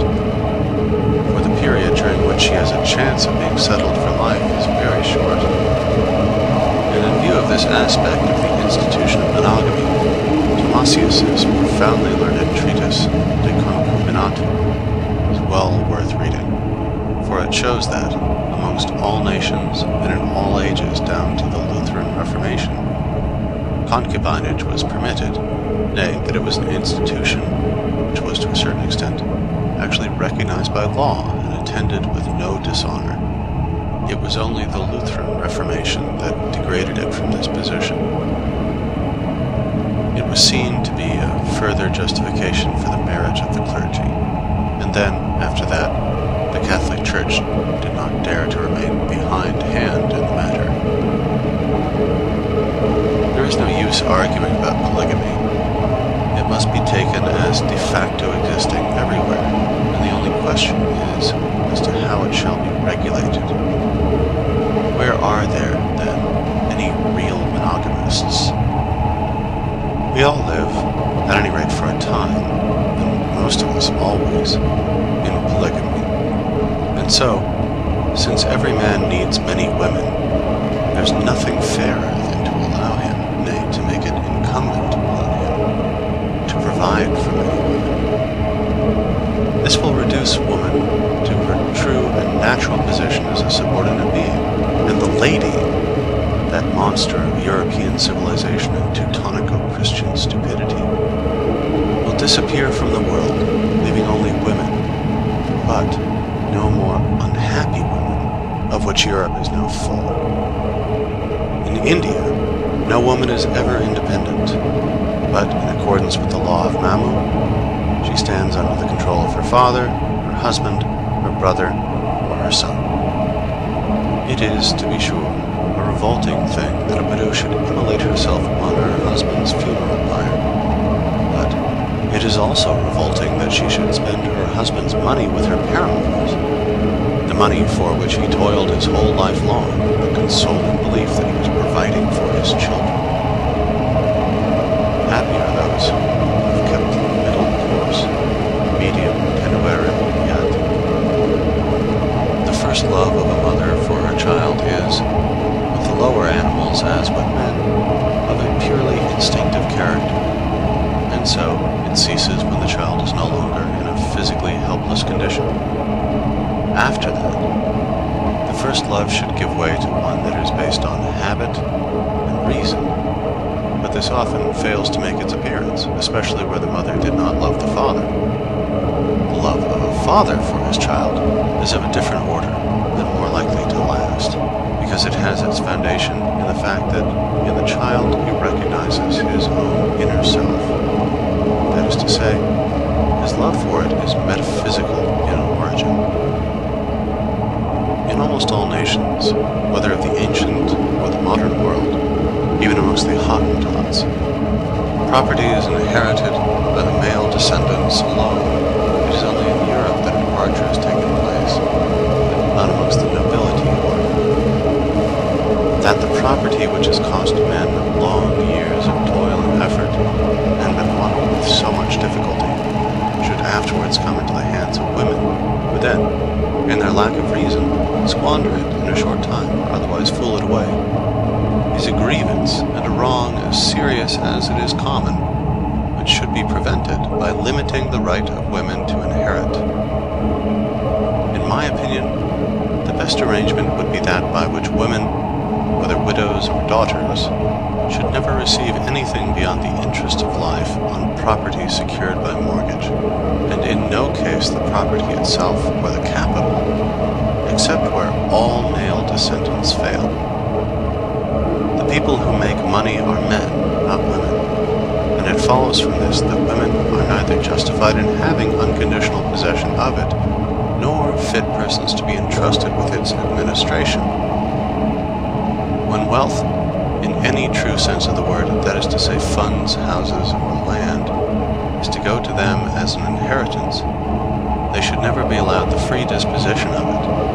In their case, a guardian should always be appointed, and hence they should never be given the free control of their children, whenever it can be avoided.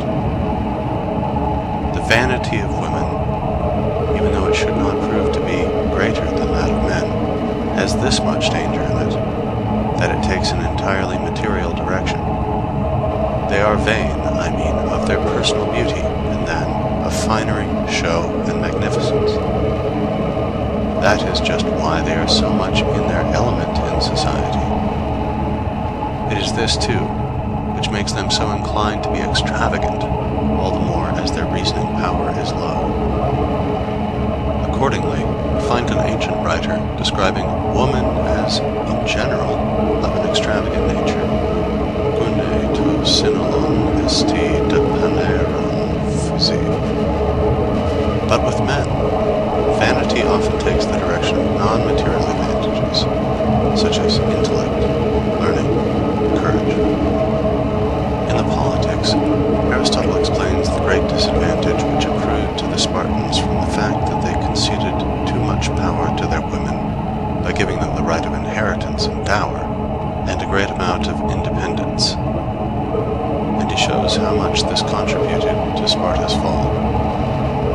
May it not be the case in France that the influence of women, which went on increasing steadily from the time of Louis XIII, was to blame for that gradual corruption of the court and the government which brought about the Revolution of 1789, of which all subsequent disturbances have been the fruit. However that may be, the false position which women occupy, demonstrated as it is in the most glaring way by the institution of the lady, is a fundamental defect in our social scheme, and this defect, proceeding from the very heart of it, must spread its baneful influence in all directions. That woman is by nature meant to obey may be seen by the fact that every woman who is placed in the unnatural position of complete independence immediately attaches herself to some man by whom she allows herself to be guided and ruled. It is because she needs a lord and master. If she is young, it will be a lover. If she is old, a priest.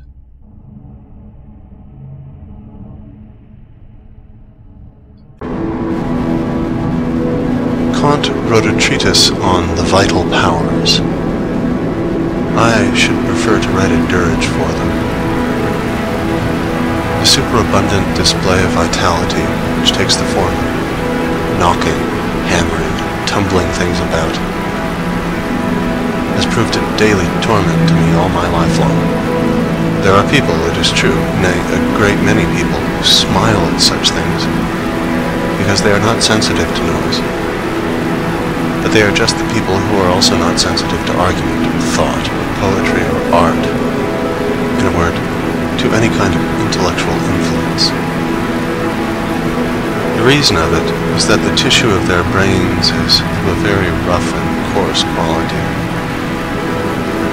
On the other hand, noise is a torture to intellectual people. In the biographies of almost all great writers, or wherever else their personal utterances are recorded, I find complaints about it. In the case of Kant, for instance, Goethe, Lichtenberg, John Paul. And if it should happen that any writer has omitted to express himself on the matter, it is only for want of an opportunity. This aversion to noise I should explain as follows. If you cut up a large diamond into little bits, you will entirely lose the value it had as a whole, and an army, divided up into small bodies of soldiers, loses all its strength. So, the great intellect sinks to the level of an ordinary one, as soon as it is interrupted and disturbed, its attention distracted and drawn off from the matter in hand. For its superiority depends upon its power of concentration, of bringing all its strength to bear upon one theme, the same way as a concave mirror collects into one point all the rays of light that strike upon it. Noisy interruption is a hindrance to this concentration. That is why distinguished minds have always shown such an extreme dislike to disturbance in any form, something that breaks in upon and distracts their thoughts. Above all have they been averse to that violent interruption which comes from noise. Ordinary people are not much put out by anything of the sort. The most sensible and intelligent of all nations in Europe lays down the rule, never interrupt, as the 11th commandment. Noise is the most impertinent of all forms of interruption. It is not only an interruption, but also a disruption of thought. Of course, where there's nothing to interrupt, noise will not be so particularly painful. Occasionally it happens that some slight but constant noise continues to bother and distract me for a time before I become distinctly conscious of it. All I feel is a steady increase in the labor of thinking, just as though I were trying to walk with a weight on my foot. At last I find out what it is. Let me now, however, pass from genus to species. The most inexcusable and disgraceful of all noises is the cracking of whips, a truly infernal thing when it is done in the narrow, resounding streets of a town. I denounce it as making a peaceful life impossible. It puts an end to all quiet thought. That this cracking of whips should be allowed at all seems to me to show in the clearest way how senseless and thoughtless is the nature of mankind. No one with anything like an idea in his head can avoid a feeling of actual pain at this sudden sharp crack which paralyzes the brain, rends the thread of reflection, murders thought. Every time this noise is made, it must disturb 100 people who are applying their minds to business of some sort, no matter how trivial it may be, while on the thinker its effect is woeful and disastrous, cutting his thoughts asunder, much as the executioner's axe severs the head from the body. No sound, be it ever so shrill, cuts so sharply into the brain as this cursed cracking of whips. You feel the sting of the lash right inside your head, and it affects the brain in the same way as touch affects a sensitive plant, and for the same length of time. With all due respect for the most holy doctrine of utility, I really cannot see why a fellow who is taking away a wagon load of gravel or dung should thereby obtain the right to kill in the bud the thoughts which may happen to be springing up in 10,000 heads, the number he will disturb one after another in half an hour's drive through the town. Hammering, barking of dogs, and the crying of children are horrible to bear, but your only genuine assassin of thought is the crack of a whip. It exists for the purpose of destroying every pleasant moment of quiet thought that anyone may now and then enjoy. If the driver had no other way of urging on his horse than by making this most abominable of all noises, it would be excusable, but quite the contrary is the case. This cursed cracking of whips is not only unnecessary but even useless. Its aim is to produce an effect upon the intelligence of the horse. Through the constant abuse of it, the animal becomes habituated to the sound, which falls upon blunted feelings and produces no effect at all. The horse does not go any faster for it. You'll have a remarkable example of this in the ceaseless cracking of his whip on the part of a cab driver, while he's proceeding at a slow pace and look out for a fare. If he were to give his horse the slightest touch with the whip, it would have much more effect. Supposing, however, that it were absolutely necessary to crack the whip in order to keep the horse constantly in mind of its presence, it would be enough to make the 100th part of the noise. For it is a well-known fact that, in regard to sight and hearing, animals are sensitive to even the faintest indications. They are alive to things that we can scarcely perceive. The most surprising instances of this are furnished by trained dogs and canary birds. It is obvious, therefore, that here we have to do with an act of pure wantonness, nay, with an impudent defiance offered to those members of the community who may work with their heads by those who work with their hands. That such infamy should be tolerated in a town is a piece of barbarity and iniquity. All the more, as it could easily be remedied by a police notice to the effect that every lash shall have a knot at the end of it. There can be no harm in drawing the attention of the mob to the fact that the classes above them work with their heads, for any kind of headwork is mortal anguish to the man in the street. A fellow who rides through the narrow alleys of a populous town with unemployed post horses or cart horses, keeps on cracking a whip several yards long with all his might, deserves there and then to stand down and receive 5 really good blows with a stick. All the philanthropists in the world, and all the legislators, meeting to advocate and decree the total abolition of corporal punishment, will never persuade me to the contrary. There is something even more disgraceful than what I have just mentioned. Often enough, you may see a carter walking along the street, quite alone, without any horses, and still cracking away incessantly, so accustomed has the wretch become to it in consequence of the unwarrantable toleration of this practice. A man's body and the needs of his body are now everywhere treated with a tender indulgence.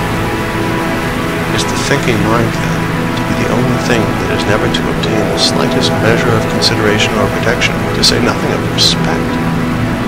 Carters, porters, messengers, these are the beasts of burden among mankind. By all means, let them be treated justly, fairly, indulgently, and with forethought. But they must not be permitted to stand in the way of the higher endeavors of humanity by wantonly making a noise. How many great and splendid thoughts, I should like to know, have been lost to the world by the crack of a whip? If I had the upper hand, I should soon produce in the heads of these people an indissoluble association of ideas between cracking a whip and getting a whipping. Let us hope that the more intelligent and refined among the nations will make a beginning in this matter, and then that the Germans may take example by it and follow suit. Meanwhile, I may quote what Thomas Hood says of them. For a musical nation, they are the most noisy I ever met with. that they are so is due to the fact, not that they are more fond of making a noise than other people. They would deny it if you asked them, but that their senses are obtuse. Consequently, when they hear a noise, it does not affect them much. It does not disturb them in reading or thinking, simply because they do not think. They only smoke, which is their sensitive thought. The general toleration of unnecessary noise, the slamming of doors, for instance, a very unmannerly and ill-bred thing, is direct evidence that the prevailing habit of mind is dullness and lack of thought. In Germany, it seems as though care were taken that no one should ever think for a mere noise. To mention one form of it, the way in which drumming goes on for no purpose at all. Finally, as regards the literature of the subject treated of in this chapter, I have only one work to recommend, but it is a good one. I refer to a poetical epistle in terzo rimo by the famous painter Bronzino, entitled De Rumore, Ammassa Luca Martini. It gives a detailed description of the torture to which people are put by the various noises of a small Italian town. Written in a tragic-comic style, it is very amusing. The epistle may be found in Opere Bellesche del Berni, Aretino ed Altri, Volume 2, page 258, apparently published in Utrecht in 1771.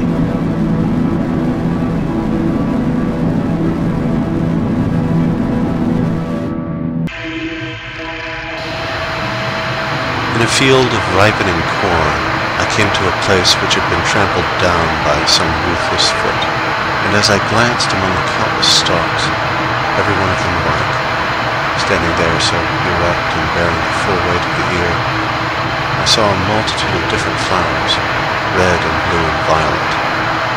How pretty they looked, as they grew there so naturally with their little foliage.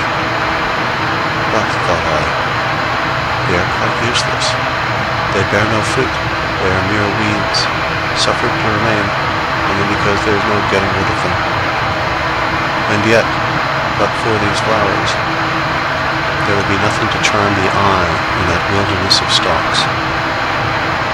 They are emblematic of poetry and art, which, in civic life, so severe and still useful, not without its fruit, play the same part as flowers in the corn.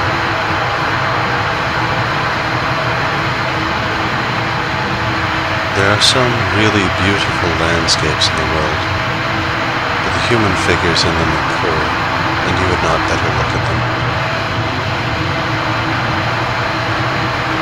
The fly should be used as the symbol of impertinence and audacity, for whilst all other animals shun man more than anything else, and run away even before he comes near them, the fly lights upon his very nose. Two Chinamen traveling in Europe went to the theater for the first time. One of them did nothing but study the machinery, and he succeeded in finding out how it was worked. The other tried to get at the meaning of the piece in spite of his ignorance of the language. Here you have the astronomer and the philosopher.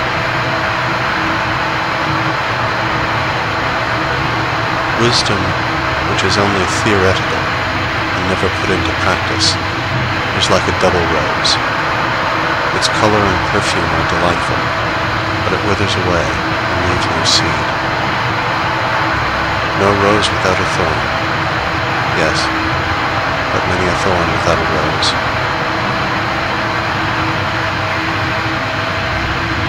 A wide-spreading apple tree stood in full bloom, and behind it a straight fir raised its dark and tapering head. "Look at the thousands of gay blossoms which cover me everywhere," said the apple tree. "What have you to show in comparison? Dark green needles." "That is true," replied the fir. "But when winter comes, you will be bared of your glory, and I shall be as I am now." once, as I was botanizing under an oak, I found that amongst a number of other plants of similar height, one that was dark in color, with tightly closed leaves, and a stalk that was straight and stiff. When I touched it, it said to me in firm tones, "Let me alone. I am not for your collection, like these plants to which nature has given only a single year of life. I am a little oak." So it is with a man whose influence is to last hundreds of years. As a child, as a youth, often even as a full-grown man, nay, his whole life long, he goes about among his fellows, looking like them, and seemingly as unimportant. But let him alone, he will not die. Time will come and bring those who know how to value him. The man who goes up in a balloon does not feel as though he were ascending. He only sees the earth sinking deeper under him. There is a mystery which only those will understand who feel the truth of it. Your estimation of a man's size will be affected by the distance at which you stand from him, but in two entirely opposite ways, according as it is his physical or his mental stature that you are considering. The one will seem smaller, farther off from you. The other, greater. Nature covers all her works with a varnish of beauty, like the tender bloom that is breathed, as it were, on the surface of a peach or plum. Painters and poets lay themselves out to take off this varnish, to store it up, and give it to us to be enjoyed at our leisure. We drink deep of this beauty, long before we enter upon life itself, and when afterwards we come to see the works of nature for ourselves, the varnish is gone. The artists have used it up. We have enjoyed it in advance. Thus it is that the world so often appears harsh and devoid of charm, nay, actually repulsive. It were better to leave us to discover the varnish for ourselves. This would mean that we should not enjoy it all at once in large quantities. We should have no finished pictures, no perfect poems, but we should look at all things in that genuine and pleasing light, in which, even now, a child of nature sometimes sees them. Someone who has not anticipated his aesthetic pleasures by the help of art, or taken the charms of life too early. The cathedral in Mayence is so shut in by the houses that are built round about it, that there is no one spot from which you can see it as a whole. This is symbolic of everything great or beautiful in the world. It ought to exist for its own sake alone, but before very long it is misused to serve alien ends. People come from all directions wanting to find in it support and maintenance for themselves. They stand in the way and spoil its effects.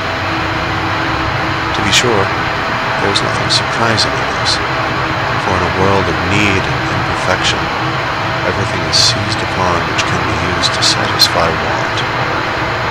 Nothing is exempt from this service, no, not even those very things which arise only when need and want are for a moment lost sight of, beautiful and true, sought for their own sakes.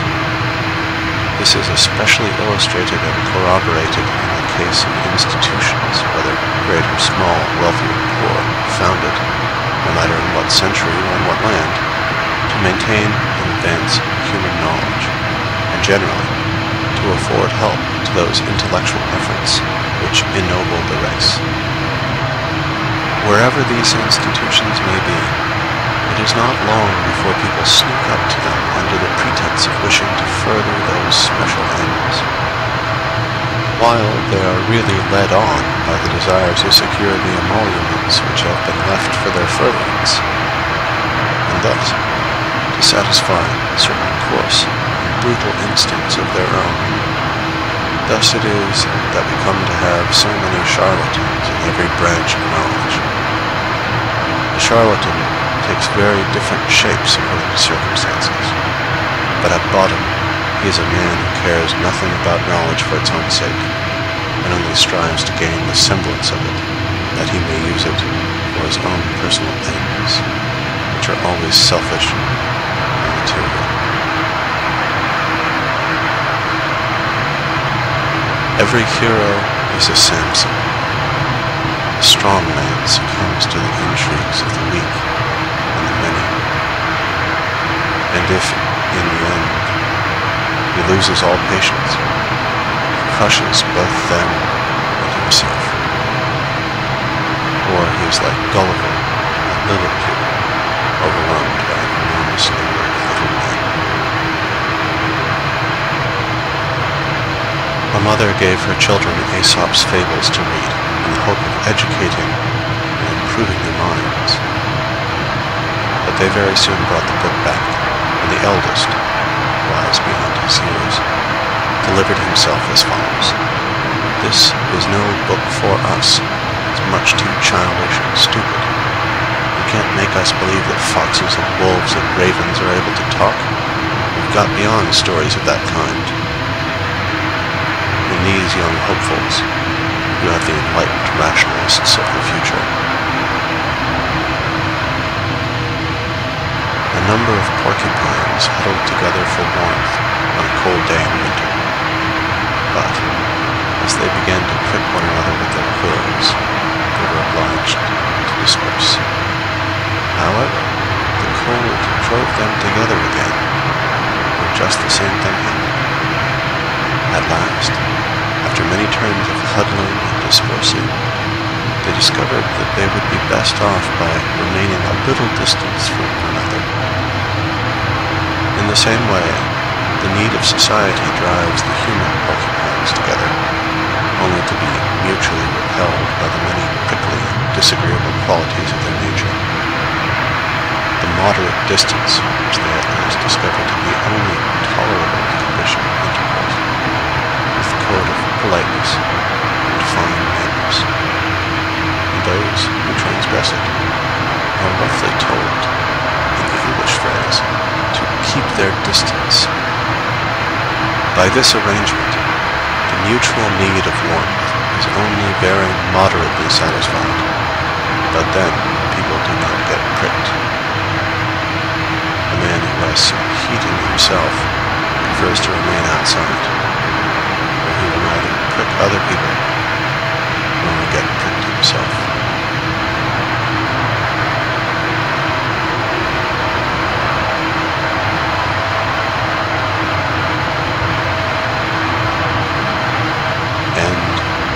Studies in Pessimism by Schopenhauer.